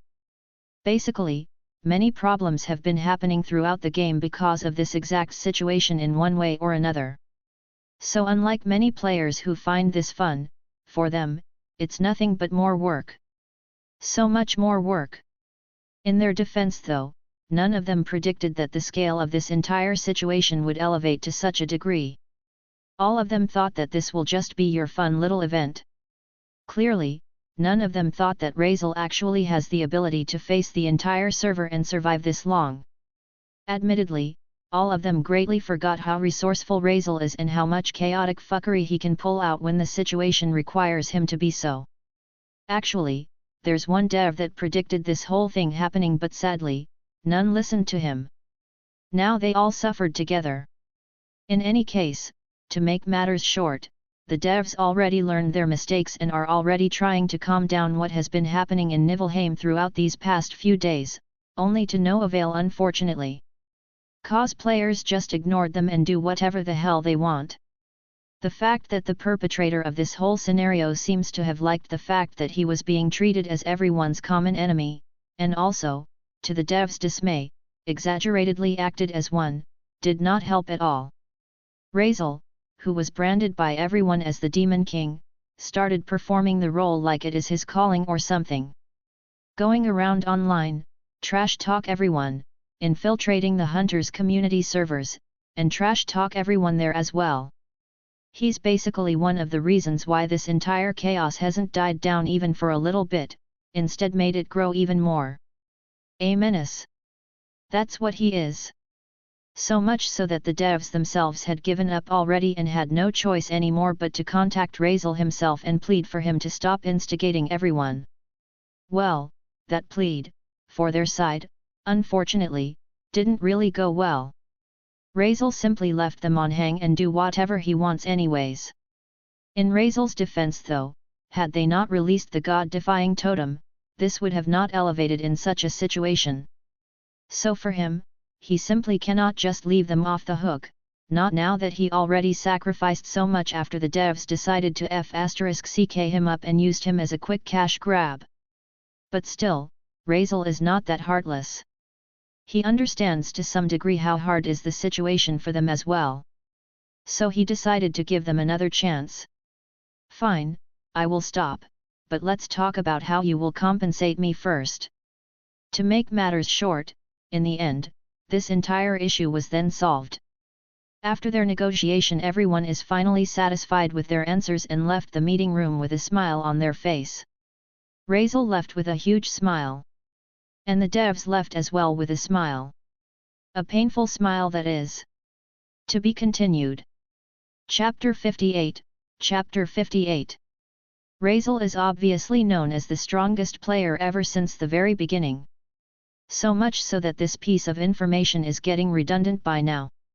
No one's even talking about it anymore, cause at this point, this is just common sense for everyone. But other than that, there's also one more thing that is connected to this very fact that shares the same level of common sense in every player out there. That if someone blurts out the phrase, Razel is the strongest, someone would surely reply with, yeah, but not for long probably.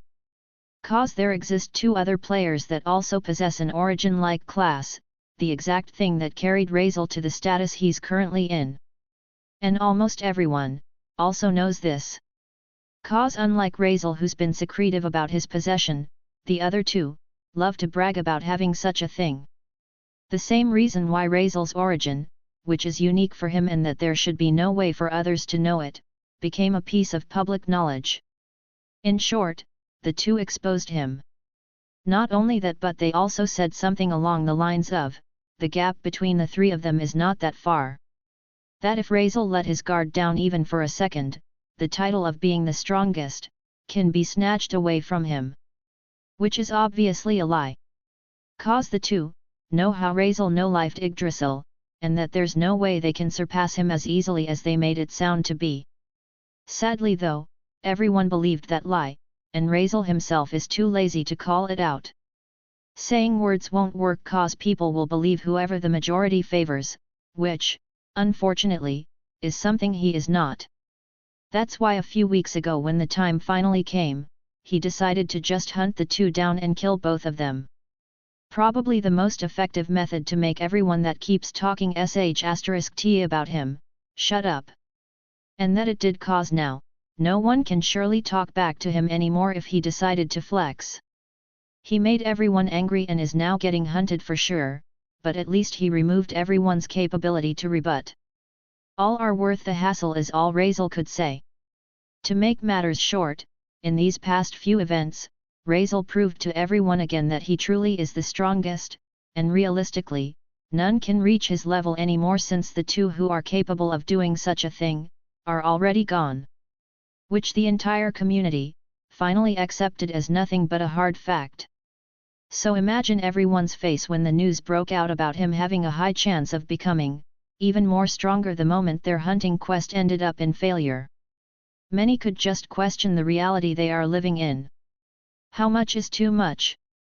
Is there even a level above Razel's current level? Isn't he at the very peak already? What's the point of him becoming this strong anyway?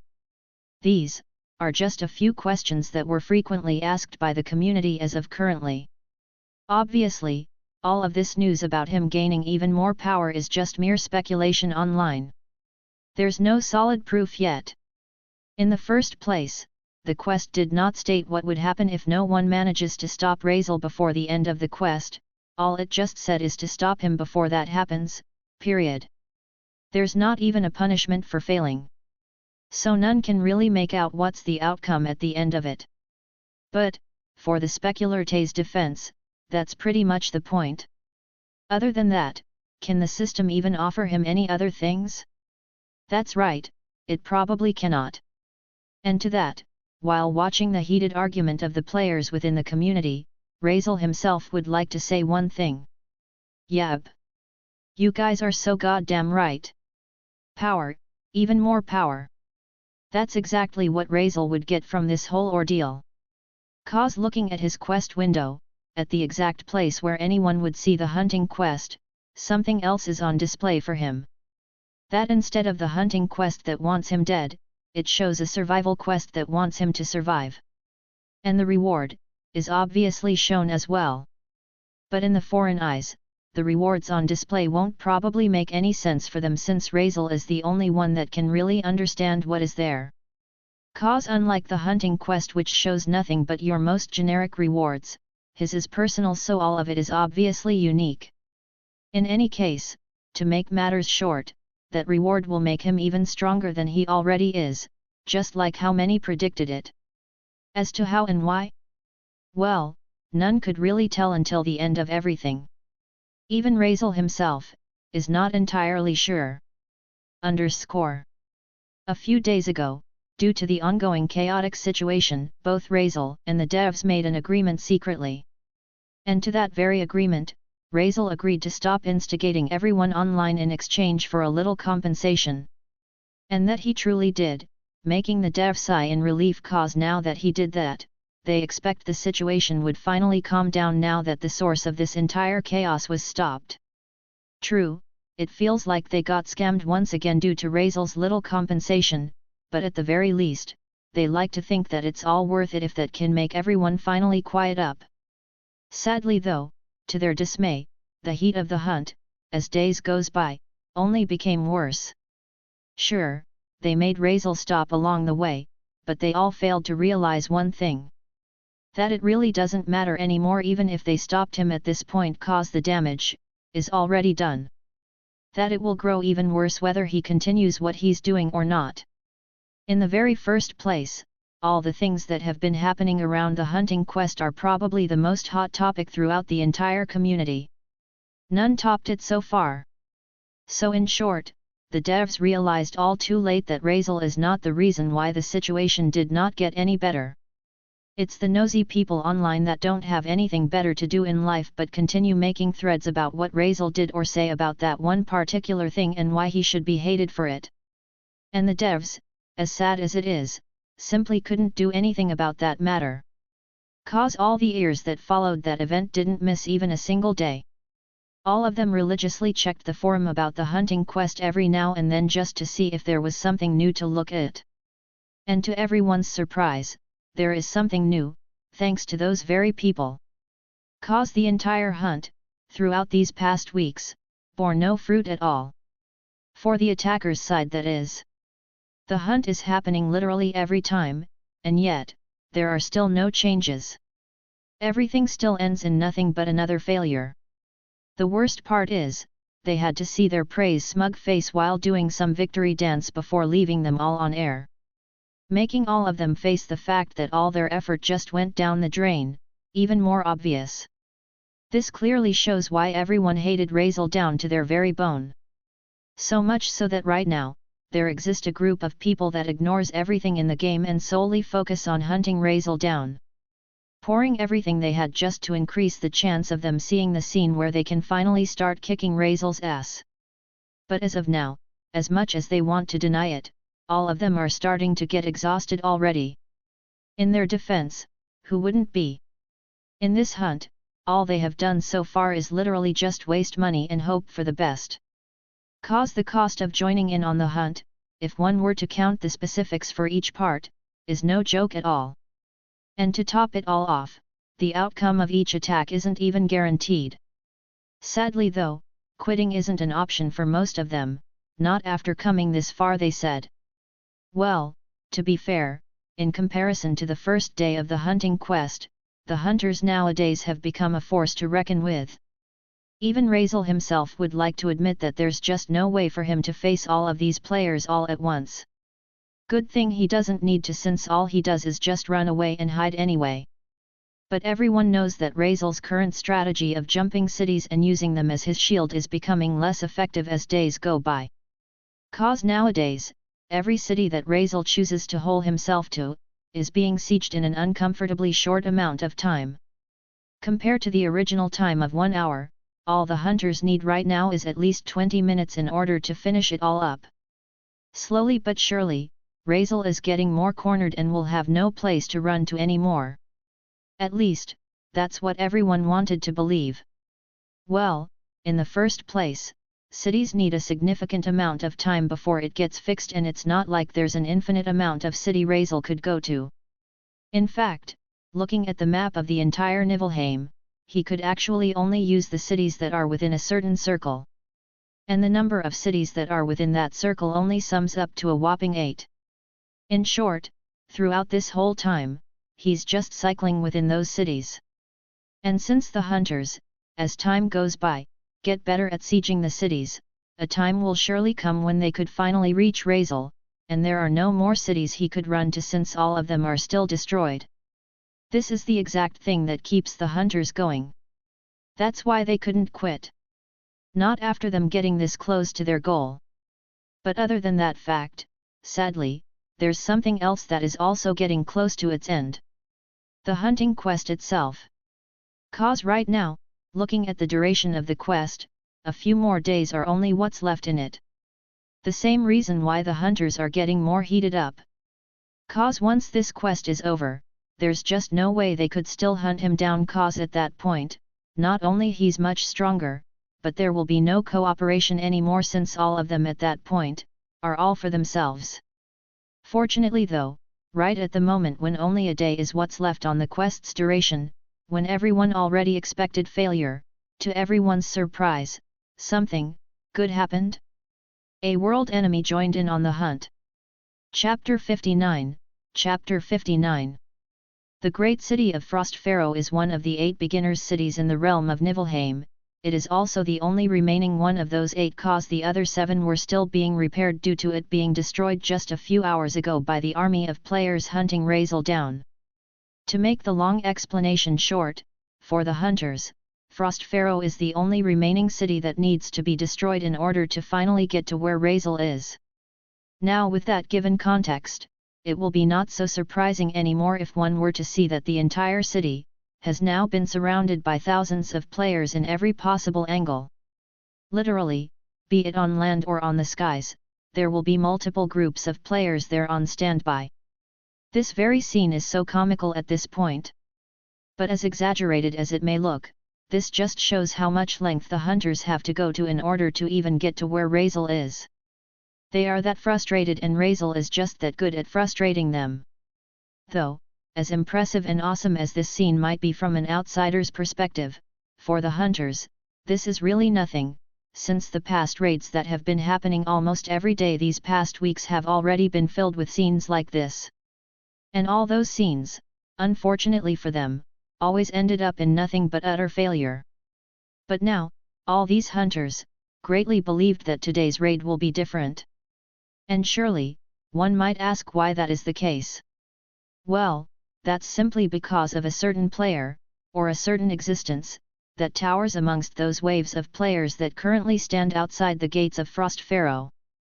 And that towering existence is the exact player that currently holds all hunters' hope, and is believed to be the actual key for the success of this raid. Not only that, but according to the leaderboard, he is the current and newest strongest player throughout the entire Yggdrasil as well. This player, being the past world champion of Muspelheim, is not a new face anymore for the players here. He is no other than Bob. Well, anyone could probably guess that naming isn't the strongest suit of this player, but it doesn't really matter though, since no one is calling him by that name anyway. That's because he is known for another thing, and that's how other players like to address him. The world enemy. Cause Bob here turned himself into an actual world enemy just a couple of hours ago. In regards to how that happened, well, it's basically the combination of his world champion class and a certain world item he got. Mix those two together and he managed to create the world enemy class that he currently holds. As to why he did it, well, for various reasons obviously. But mainly, it's probably to destroy the biggest threat in his existence, the dethroned and is now the second strongest player, Razel. Well, the option of turning himself into a world enemy is actually within Bob's hands already since last year. Though he held himself back from doing that due to one reason. Cause it's pretty obvious that the moment he does that, his ass will be hunted down by not only the entire player base but also the worst among them, Razel himself. So, he played it safe for quite a while and waited for the right time, and that right time finally came today. The last day of the hunting quest, and where the hunt for Razel peaks. If that is not today, then nothing will be that day anymore, he says. That's why with no hesitation, he finally used the thing and turned himself into a full-blown world enemy. Of course, he did that after making a deal with the hunters. A deal that both parties happily agreed to do. Bob will transform into a world enemy and help them with their hunting quest for Razel. In return, the hunters will let him kill some of them until he is finally strong enough to be the actual strongest. In short, Bob wants them to feed him. They totally abused the death penalty restriction on this one cause. Bob killed player after player to his heart's content, and the players that agreed to be farmed did not bat an eye at all cause they are losing almost nothing from this, other than a couple of EXP, that is, exps that they will just get back anyway after killing a couple of mobs. In any case, all of that explains the reason why Bob managed to climb the leaderboards so freaking fast, and how the hunters managed to siege the cities so quickly that Frost Pharaoh is all that remains when it's not even that long before they started their attacks. Obviously, all of them, even Bob himself, are aware that after all these shenanigans, another hunt will arise. And the identity of this new target is pretty apparent. But Bob couldn't care less about that. All he cares about is killing Razel today. Other than that, nothing else matters. Besides, even if that day truly comes, contrary to everyone's opinion, the players at that time will have an extremely hard time coming after him since he is already so strong and will be even stronger if today's raid is successful. At least that's what he believed. Well, thanks to all of them feeding him, his unique world enemy traits and skills that he would originally have a hard time evolving and receiving, managed evolved and got received.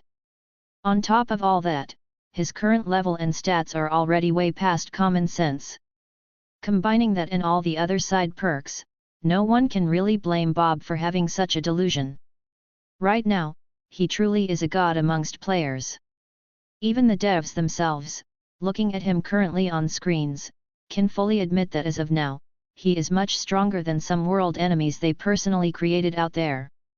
The only reason why players cannot realize this fact about Bob is because they just don't know how to comprehend his current stats. It's that ridiculous. So much so that no one wanted to believe it and treated it as nothing but an exaggeration. But one player, throughout this whole battle, knows fully well that Bob is not an exaggeration at all. It's Razel himself. The exact man that every hunter here thought would be surprised the moment their key enters the battle. Well, turns out he's not surprised at all. And that he is already aware of Bob since the very beginning. Cause inside the walls of Frost Pharaoh, in the throne room of the towering castle in the middle of the city, there Razel sits. And contrary to him looking oh so relaxed, all this time, he is actually surveying the whole battlefield with his all-seeing eyes. And right now, given the ridiculous distance between the two of them, he is literally staring straight in front of Bob's face. And almost no one is aware of this. Other than Bob, that is, who is currently making a throat-slicing gesture all while sending a skull emoji, knowing full well that Razel is looking at him, sending a pretty clear message. You're dead soon. Ha ha ha ha. Razel, after seeing this, burst out of laughter. Clearly amused by what Bob did. He continued to laugh for a couple more seconds before stopping with a heavy sigh. What a joker! Razel muttered to himself as he lazily stood up from the throne he was sitting on all this time. All right. All this sitting is making me pretty bored now anyway. After saying this with a playful tone, a sharp smile appeared on his face as his vision shifted toward the skies.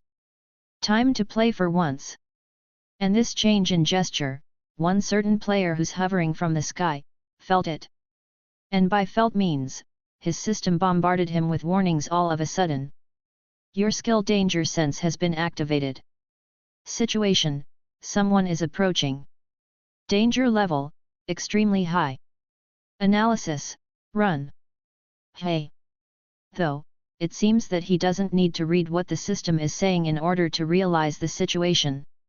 The pair of red eyes that suddenly appeared in front of him and is now closely staring at his face could already explain it all. Shit. To be fair, he reacted pretty quickly. Unfortunately though, it doesn't matter anymore since it's too late now. A black spear already passed through his entire body. I'm not feeling very anime right now so. Now with this, Razel finally announced his presence throughout the entire battlefield. Grabbing everyone's attention. I have nothing to say but good luck. The very moment that every hunter here wishes to happen finally happened. You guys need it after all. That's why after saying his last piece. Let's start. Without any delay, the pure white skies of Niflheim suddenly turned dark red.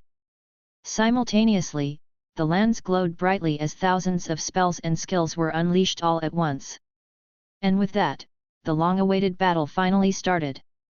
Chapter 60, Chapter 60. No gonna lie, this is quite problematic. Razel muttered to himself as he squinted his eyes thoughtfully, staring down at the countless players below him as they all tried their best to cast their own spells. Now if someone hears Razel saying these kinds of stuff with the current tone he's having, they will be very confused for sure. That's because Razel started this whole situation with such a carefree attitude, making everyone think that he was confident enough to handle everyone here with ease. An attitude that is very contradicting to the one he's showing right now. Well, that's because, in reality, he wasn't carefree at all. In fact, throughout this whole time, he's very serious, probably the most serious he's ever been. This was clearly shown when, upon his declaration for the battle to start, he wasted no time as he made the first move and quickly cast the Blood Moon. The exact skill that made the sky turn dark red all of a sudden. Now the reason why he made this move as fast as he could, is due to the fact that he was aware that if these countless players unleashed their spells on him all at once, he'd be in such great danger. There are just too many of them that there's no room or way for him to dodge if that were to happen. That's right. Razel is clearly aware that this is too much even for him. That all these players would surely wipe the floor with his entire existence if he decided to face them head-on. Even though he already unsealed his entire stats, it still doesn't make any difference. Well, good thing that's not what he planned to do. 'Cause originally, Razel planned to drag this thing out down to the very end. That going out here and exposing himself, just like what he's doing right now, is not what he originally planned at all. But since a certain annoying existence decided to join the play and ruin everything for him, Razel had to change plans immediately, cause it's pretty evident that sticking to the original plan wouldn't work now. That's exactly why he's in the situation he's currently in. Cause what he's about to do now is also part of his new plan. Whatever that may be. But, even though he already made some pretty solid plan, at least that's what Razel likes to believe, it doesn't change the fact that he's feeling not so solid about this. Cause all he's doing right now, and what he's about to do, is pretty dangerous. One wrong move on his part, can spell the end of him. That's how tight this whole situation is. So, given the seriousness of this whole ordeal, upon casting Blood Moon and making one quick survey of the entire battlefield, he immediately made his move. Cause as apparent as it is, he doesn't have much time to do whatever he's trying to do. Literally 8 seconds from now, the skill Blood Moon, the reason why everyone here other than Razel cannot cast any of their spells, will be over. If that moment comes and he hasn't done whatever he's planning to do, he's pretty much f***ed. Well, duration isn't really the strongest trait of the Blood Moon skill in the first place. Razel used it because it has the largest range among his arsenals of silencing skills. Given that, there's no way he can affect all the players below him with the other ones, even though they have long duration or whatnot. Also, apart from that duration problem, he also has to worry about the existence of non-spell-based players. Meaning, those non-spell caster players that don't rely on spells, but skills. Given that spell is only what Blood Moon restricted. In short, fighter-type players are still a problem. That's the reason why Razel, while zooming across the battlefield, towards his destination, is still being bothered by countless players attacking him with their spears, bows, swords, and many more from all kinds of angles. Good thing that when it comes to mechanics, he's one of the best, that's why dodging all these rain of attacks, even in situations where many deemed that attacks are already undodgeable, was still dodged by him, or at least, he came out of it with as little harm as possible. Ha! Die! Eat this ***ck! Player after player poured everything they had just to blast Razel down. Those who could fly attacked him in the sky, and those who could not decide to just attack from the ground with their bows or any similar means, or just outright wait there. Wait till the spellcasters can finally use their spells to pull Razel down towards the ground. The exact fact that Razel is most wary of. Which is a situation that is about to come up now.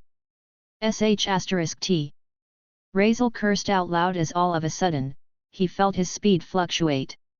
It didn't take him that long to realize why. It's because the blood moon is already disappearing and the spellcasters can finally start using their spells again. TCH.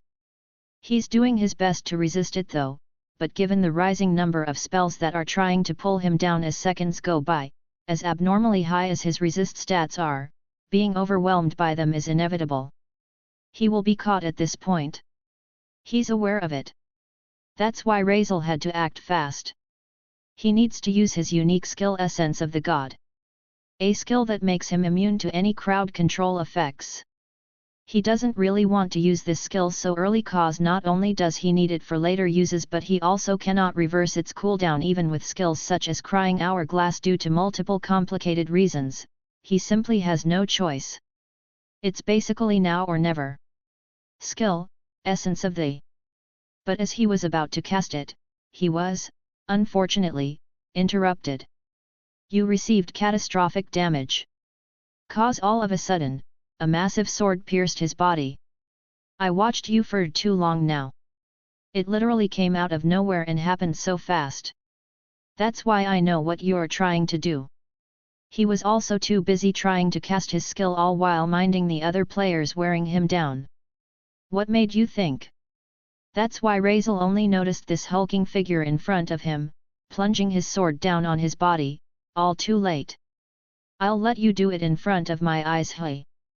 Now to make the long explanation short, the world enemy amongst these attacking players, finally made a move and managed to catch Razel off guard. He got him. Yes. Good job. *CK him up. Making the players below scream out loud as they all cheered. Thinking that they finally succeed in what they are trying to do. But something is off. That is what Bob, the player turned world enemy, thought to himself. Cause even though real-time facial expressions are not visible amongst players, for some reason, while looking at Razel's avatar face, he can see him smiling. Which, at first glance, is pretty weird since. Who would have such a reaction in a situation like this where he is clearly in a dangerous spot? Also, why is he not dying yet?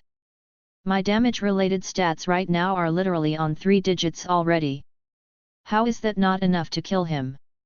At least, this is the kind of thought that was lingering around Bob's mind right now. All this anxiety-inducing thought was just reinforced even more when he finally heard Razel's voice. Thank goodness you came here yourself. Cause at that moment, is when it finally kicked in.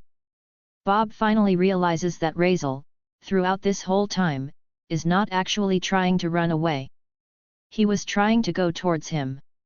Now as to why he would do that, well, it doesn't really matter what it is. It's Razel.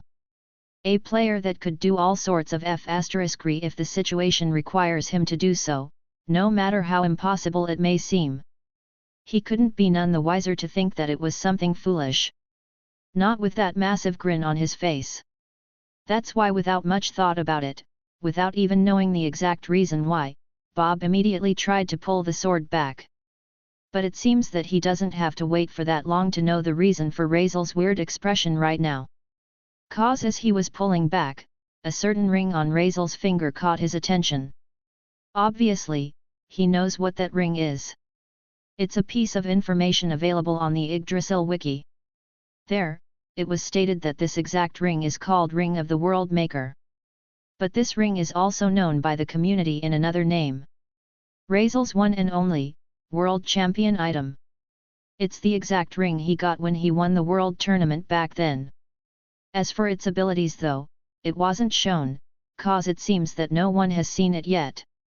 But being a World Champion himself, Bob is aware of how powerful World Champion items can be, given that he has one for himself. But since he's a world enemy now, a being that even world items are deemed useless against, he wasn't bothered by a mere world champion item. Or at least, that's how it is supposed to be. 'Cause even with that fact, he still chose to run away. He immediately pulled out the sword and started putting distance between himself and Razel as fast as he could. But, no matter how fast he reacted, the grin on Razel's face did not disappear as he just raised his hand. The same hand where that said ring is. And before Bob could even do what he was planning to do, he was already caught in it.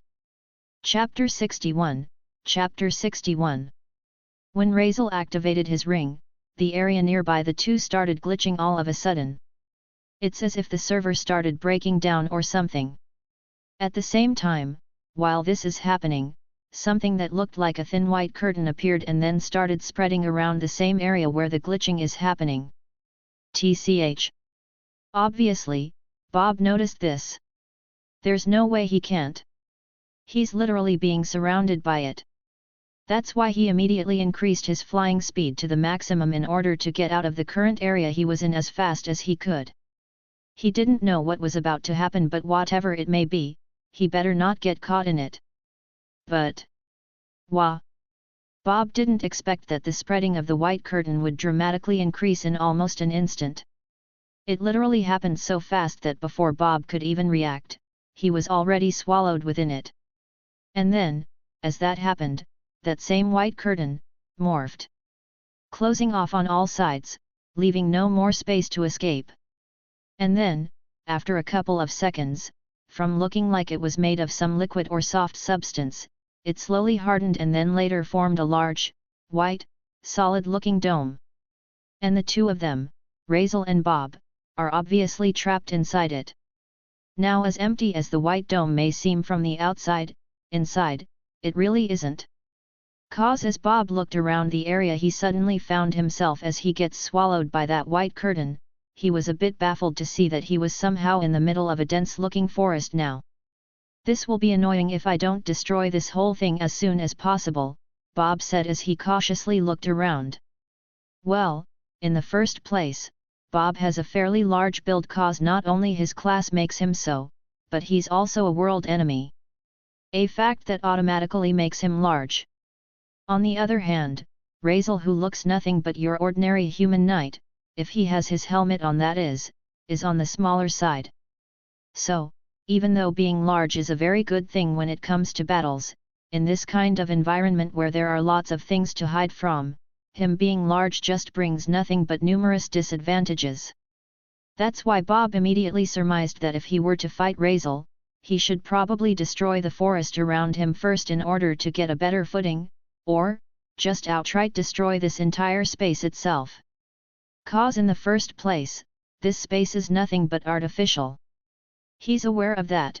Not once he thought that he was transported to another area or something like that. The white dome across the skyless sky could not make that fact more apparent as well. Obviously, Bob chose the latter option. That he will just destroy this whole thing all in one go and just deal with Razel after that. That's why, after making and then finalizing his decision, with no hesitation at all, he immediately burst out of his position and then rocketed towards his nearest target, leaving a cloud of red smoke on his trail. It didn't take him that long before he finally reached the walls of the dome. So, as he stood in front of it, he immediately gripped his huge sword with both of his hands and swung on the walls with such great force. Swoosh! Hey! But after doing such a thing, a confused expression quickly appeared on his face, cause his sword, which was supposed to hit a solid structure, at least that's what the dome looks like, suddenly phased through it as if he swung at nothing but air. Which for him, doesn't make any sense at all. Cause supposedly, even if the wall of this dome is immune to any kind of physical attacks, it would still be rendered useless in front of him, cause his world enemy status would have just bypassed that.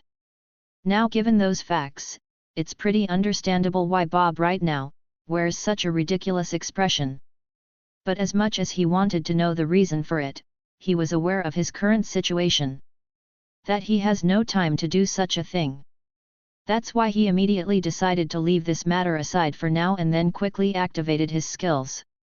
Skills that he deemed destructive enough to destroy any walls in existence. Baneful Blast. Hell's Flame. Thunderous Backlash.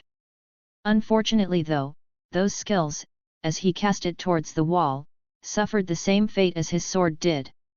All of it just went through the wall and met no resistance at all. You gotta be kidding me. So again, extremely baffled and looking pretty out of options, Bob decided to finally give in on his desires and just, outright touch it, to see personally what the walls of this dome truly are. But instead of answers, what he found after doing that is: warning! This area is out of bounds. Cannot proceed any further. More things that made him confused more than he already is. Leaving your back open. But it seems that, upon doing all these shenanigans, Bob accidentally left his guard down. Well, he didn't really leave it that down, but he left it down enough that someone can surely slip past through it. How generous of you! A fact that was clearly not missed by someone here, cause, as Bob was busy getting confused, a voice suddenly rang extremely close behind him. A voice that quickly pulled him back to reality. *TSSHK. You received damage. But before he could even react to that voice, a spear suddenly came out of his chest. Which was followed by the notification, confirming that he just got attacked. Is that it? Fortunately for Bob, his stats right now are so ridiculously high that even attacks from Razel, which would normally one-shot anyone, were treated as nothing but a scratch. That's why he only scoffed at the fact that Razel managed to sneak one on him and then quickly, with not much care at all, grabbed tightly the end of the protruding spear in his chest, not allowing it to be pulled out. Simultaneously, with his other arm, he did a 180, attacking Razel, who was still behind him. Swoosh! Which Razel obviously dodged with ease by simply letting his spear go and jumping back a couple of times. I'm disappointed. It seems that you don't care much about your items as I thought you would. Bob spoke in a mocking tone as he pulled the spear out of his chest, then flailed it around, clearly taunting Razel with it. This looks pretty expensive at that. Are you not going to take it? I might keep it if you don't. By now, almost everyone already knows that Razel is rich. Like, mega rich. There's no way they won't, cause if given a chance to do so, Razel will always slap that fact in everyone's face.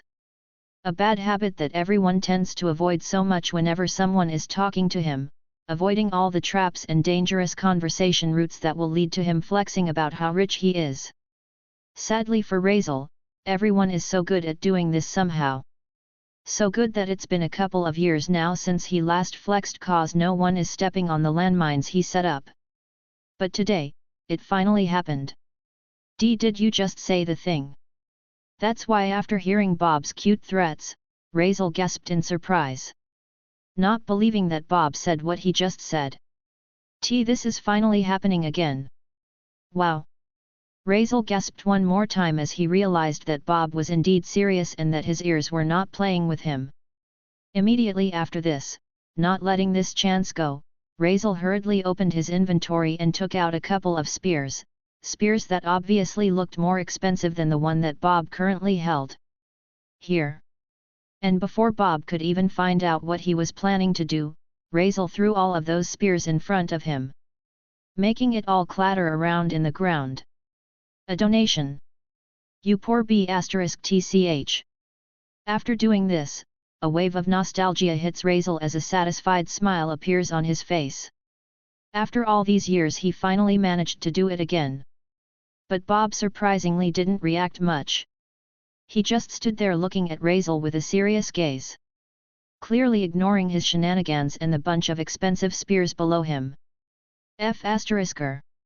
He didn't seem to like the fact that Razel is treating him a bit too lightly given the situation they currently have in hand. Did you seriously believe that you'll win against me?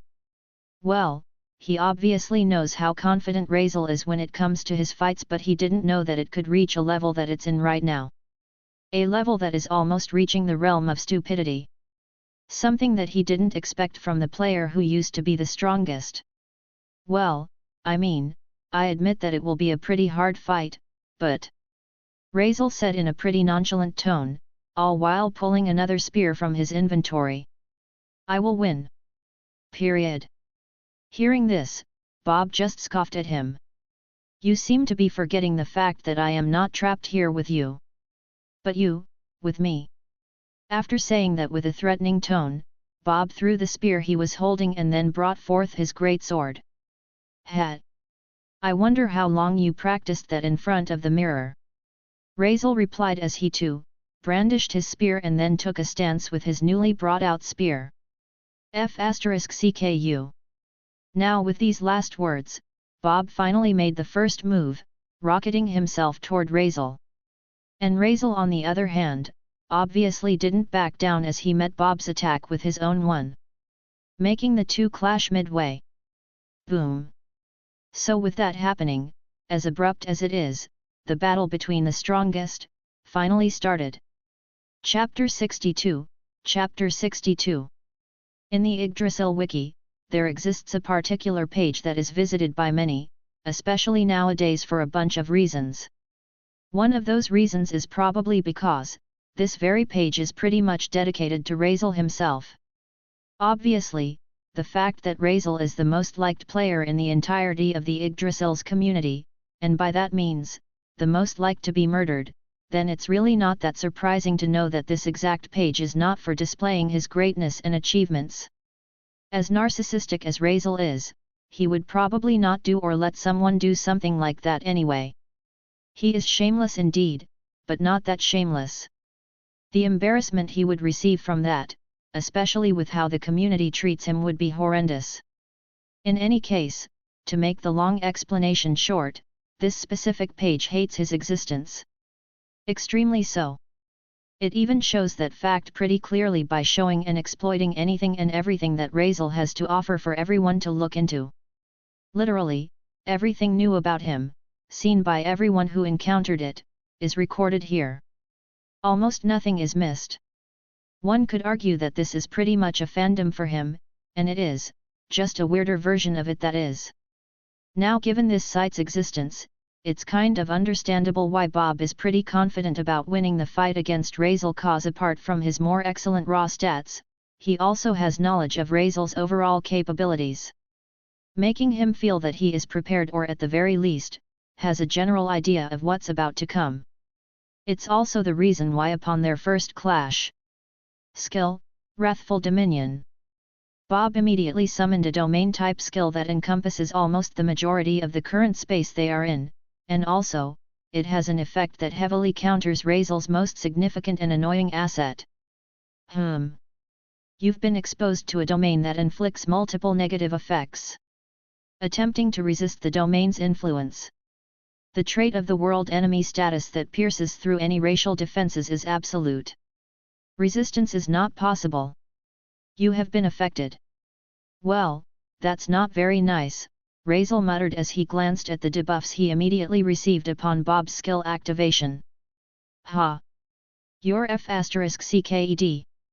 Now, realizing that he had successfully done what he was planning to do, Bob wasted no time and started attacking even more aggressively than before. Making his presence extremely overwhelming, leaving Razel no choice but to back off and go fully on defense. Indeed, as surprising as it is, in the current state of this fight, Razel is being pushed back. That fact is very undeniable. Anyone with a pair of working eyes could realize that pretty easily. Haha. Also explaining why the grin on Bob's face right now is so damn wide. Which is very reasonable. There's a reason why Razel being pushed back is surprising, even for Bob himself.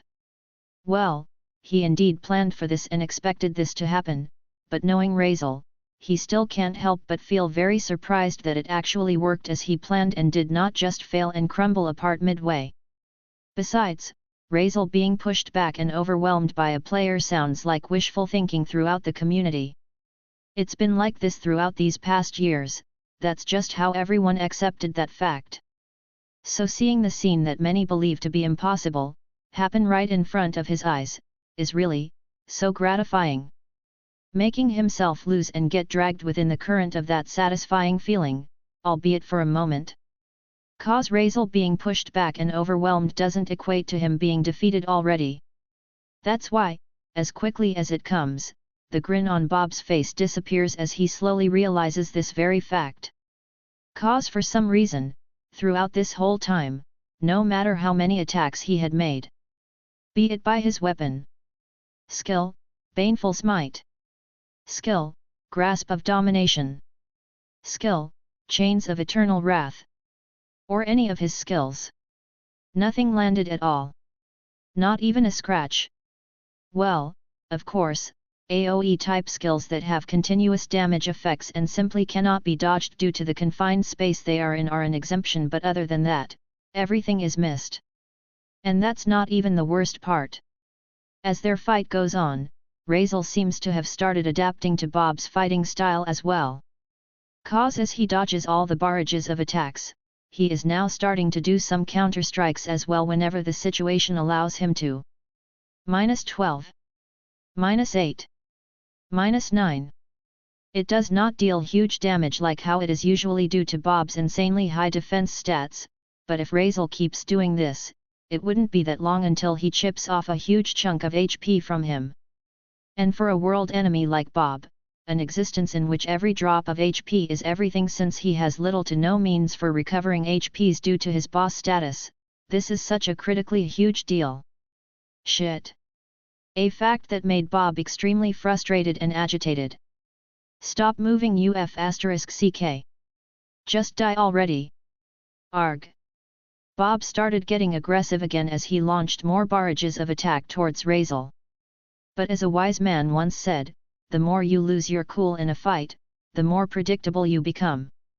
That's why even though Bob is more aggressive than before, Razel still dodged everything thrown at him much easier despite being in a confined space and held back by multiple debuffs. Now this aggressiveness on Bob's part and Razel dodging them all will go on for a couple of minutes more. It will go on until Bob finally halts his rain of strikes for some reason, and does nothing but stare at Razel, all while looking like he just got wronged. Razel, who saw and noticed this sudden peculiar behavior, immediately stopped tumbling around and then landed a bit far from him. Did you suddenly **T yourself? Why are you looking at me like that? Razel asked confusedly. You. Bob started speaking in a pretty ominous tone as he pointed his finger towards Razel. Me? Yes, you. You were cheating. You're a cheater. That's why I can't hit you, you must be using some kind of script or something. Bob suddenly burst out loud in a very incredulous manner, making Razel, who's listening to his outburst, visibly cringe. Why yeah, that's right. That must be the reason. You **ing cheater.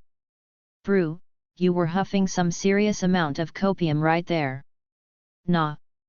Impossible. You were moving too precisely while dodging my attack. As if you know where the attack is coming from. You've been caught, Razel. You might have fooled the others, but not my eyes. I'm differ. Suddenly, while Bob is in the middle of his outburst, getting caught in the heat of the moment, Razel suddenly rockets himself toward his position and then thrusts forward his spear toward his head, piercing through it in the process. -19. **CK. Making Bob halt whatever he's trying to say as he instinctively backs off and sloppily makes a counterattack, which Razel easily dodged as he used Bob's large body to catapult himself away, landing on his previous position before he launched the attack. You dirty B***TCH. Not only do you cheat, but you also use underhanded methods like this. Well, did you seriously think that you are in a position where you can just have a heartwarming talk with me whenever you want? Razel said in a ridiculous tone as he started walking around, encircling Bob's position, putting the other party on guard. In any case, if I am really using some cheats, like what you implied, what are you gonna do then? Can you even do something about it? Razel throws a question at Bob as he continues walking around. However, the deafening silence that he got after that seems to have answered his question already. A fact that made Razel chuckle. That's what I thought. Besides, did you really think that I would need to use cheats for the likes of you? As Razel said this, he finally stopped and stared directly at Bob. Hey?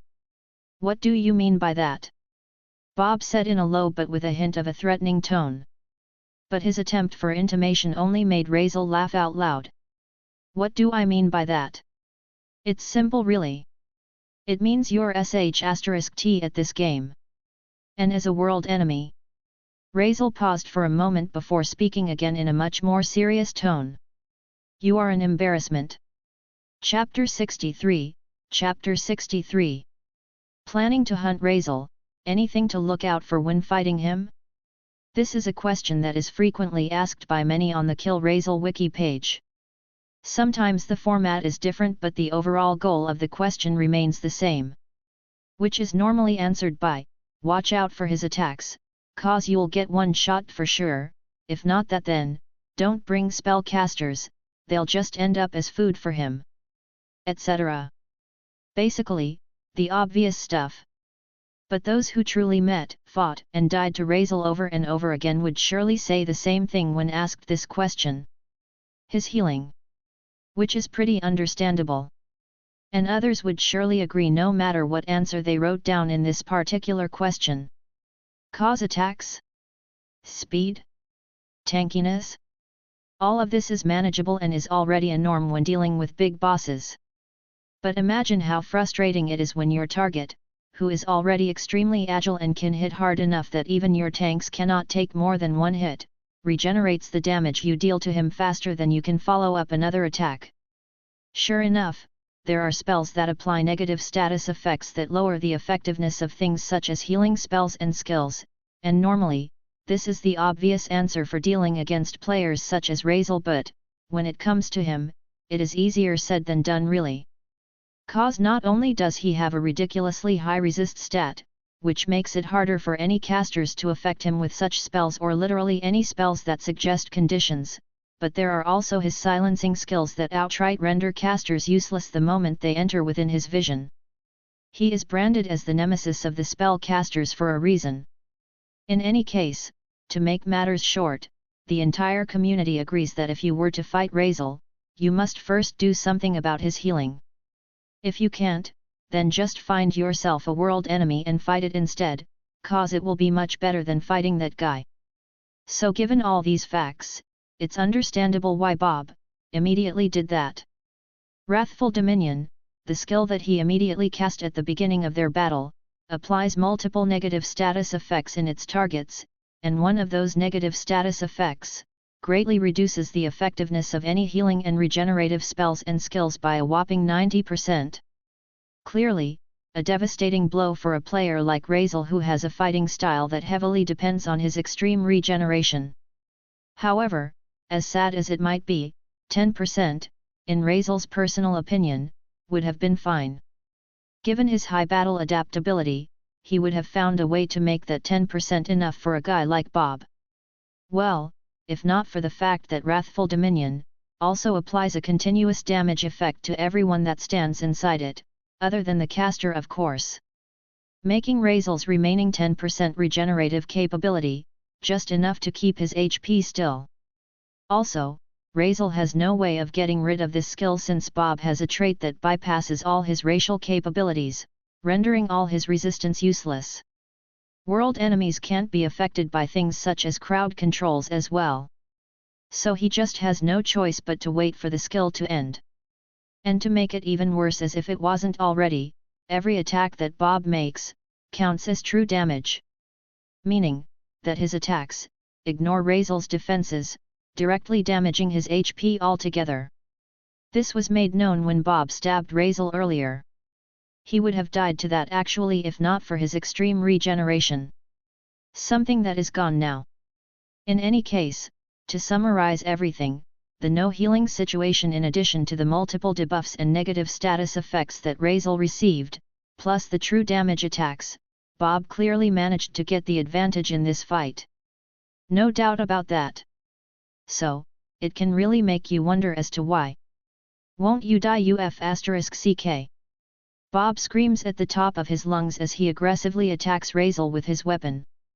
The one who's getting attacked, on the other hand, easily dodged all those attacks, as usual, and then maximize magic, raging hellfire.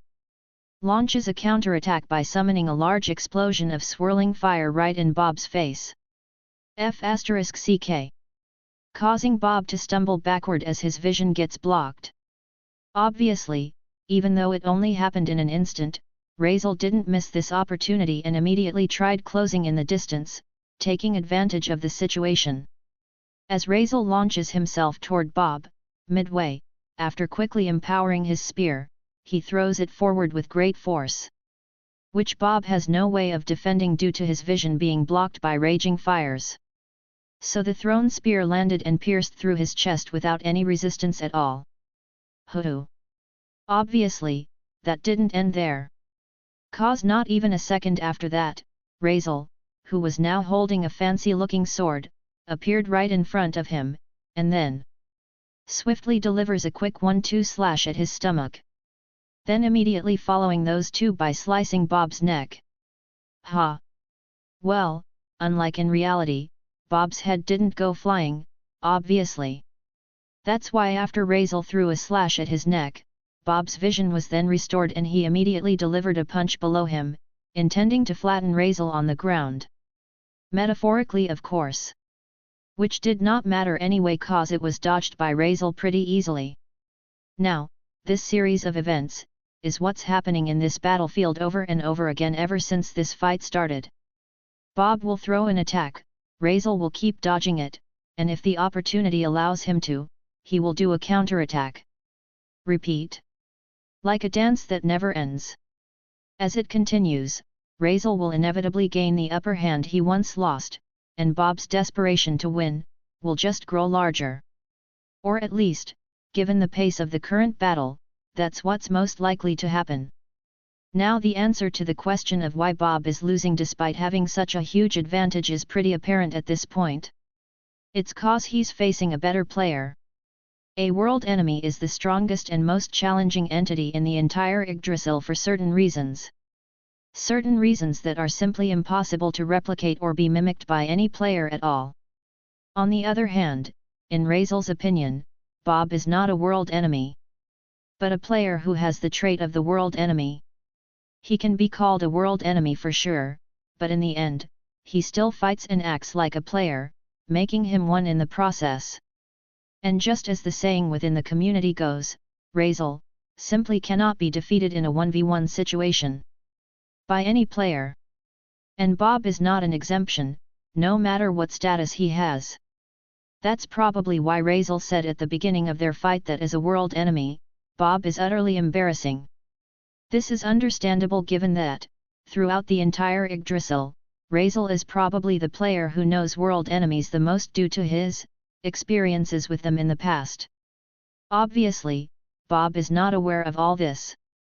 He thought that Razel was simply insulting him, which is pretty true actually. But does it matter? At this point, not anymore probably. Whether he likes it or not, he's about to understand that having greater stats doesn't make you the strongest player. Because right now, in the middle of their battle, as Bob throws an attack, and Razel dodged it, simultaneously making a counterattack. Maximize magic, nuclear blast. Bob was shaken a bit harder than before. Now whenever this moment comes up, this is usually where Razel takes advantage of the opportunity and makes a follow-up attack, but weirdly enough, instead of doing that, after noticing that Bob needs more time to recover than usual. Dimensional move. He suddenly activated a spell that relocated him to an area a bit far from where he was before. And then immediately after that, started casting a certain skill. A certain skill that takes a bit of time to cast. A skill that Bob knows pretty well and is the exact skill that he's trying to prevent from being used. Explaining why he's maintaining a close distance throughout this entire fight and not giving Razel space to cast such skill, up until now that is. Oh no you won't you fucker. Hence the reason why, upon recovering and realizing what Razel is planning to do, Bob immediately dashes to where Razel is. Giving credit where it's due, Bob acted pretty fast and didn't take that long before he arrived in front of Razel. But if only he acted a second faster. He could have stopped him, but sadly, he did not. Cause before his disrupting attack could even land, Razel managed to complete his chant, activating the skill he was trying to cast. Skill, Essence of the God. Thanks for listening.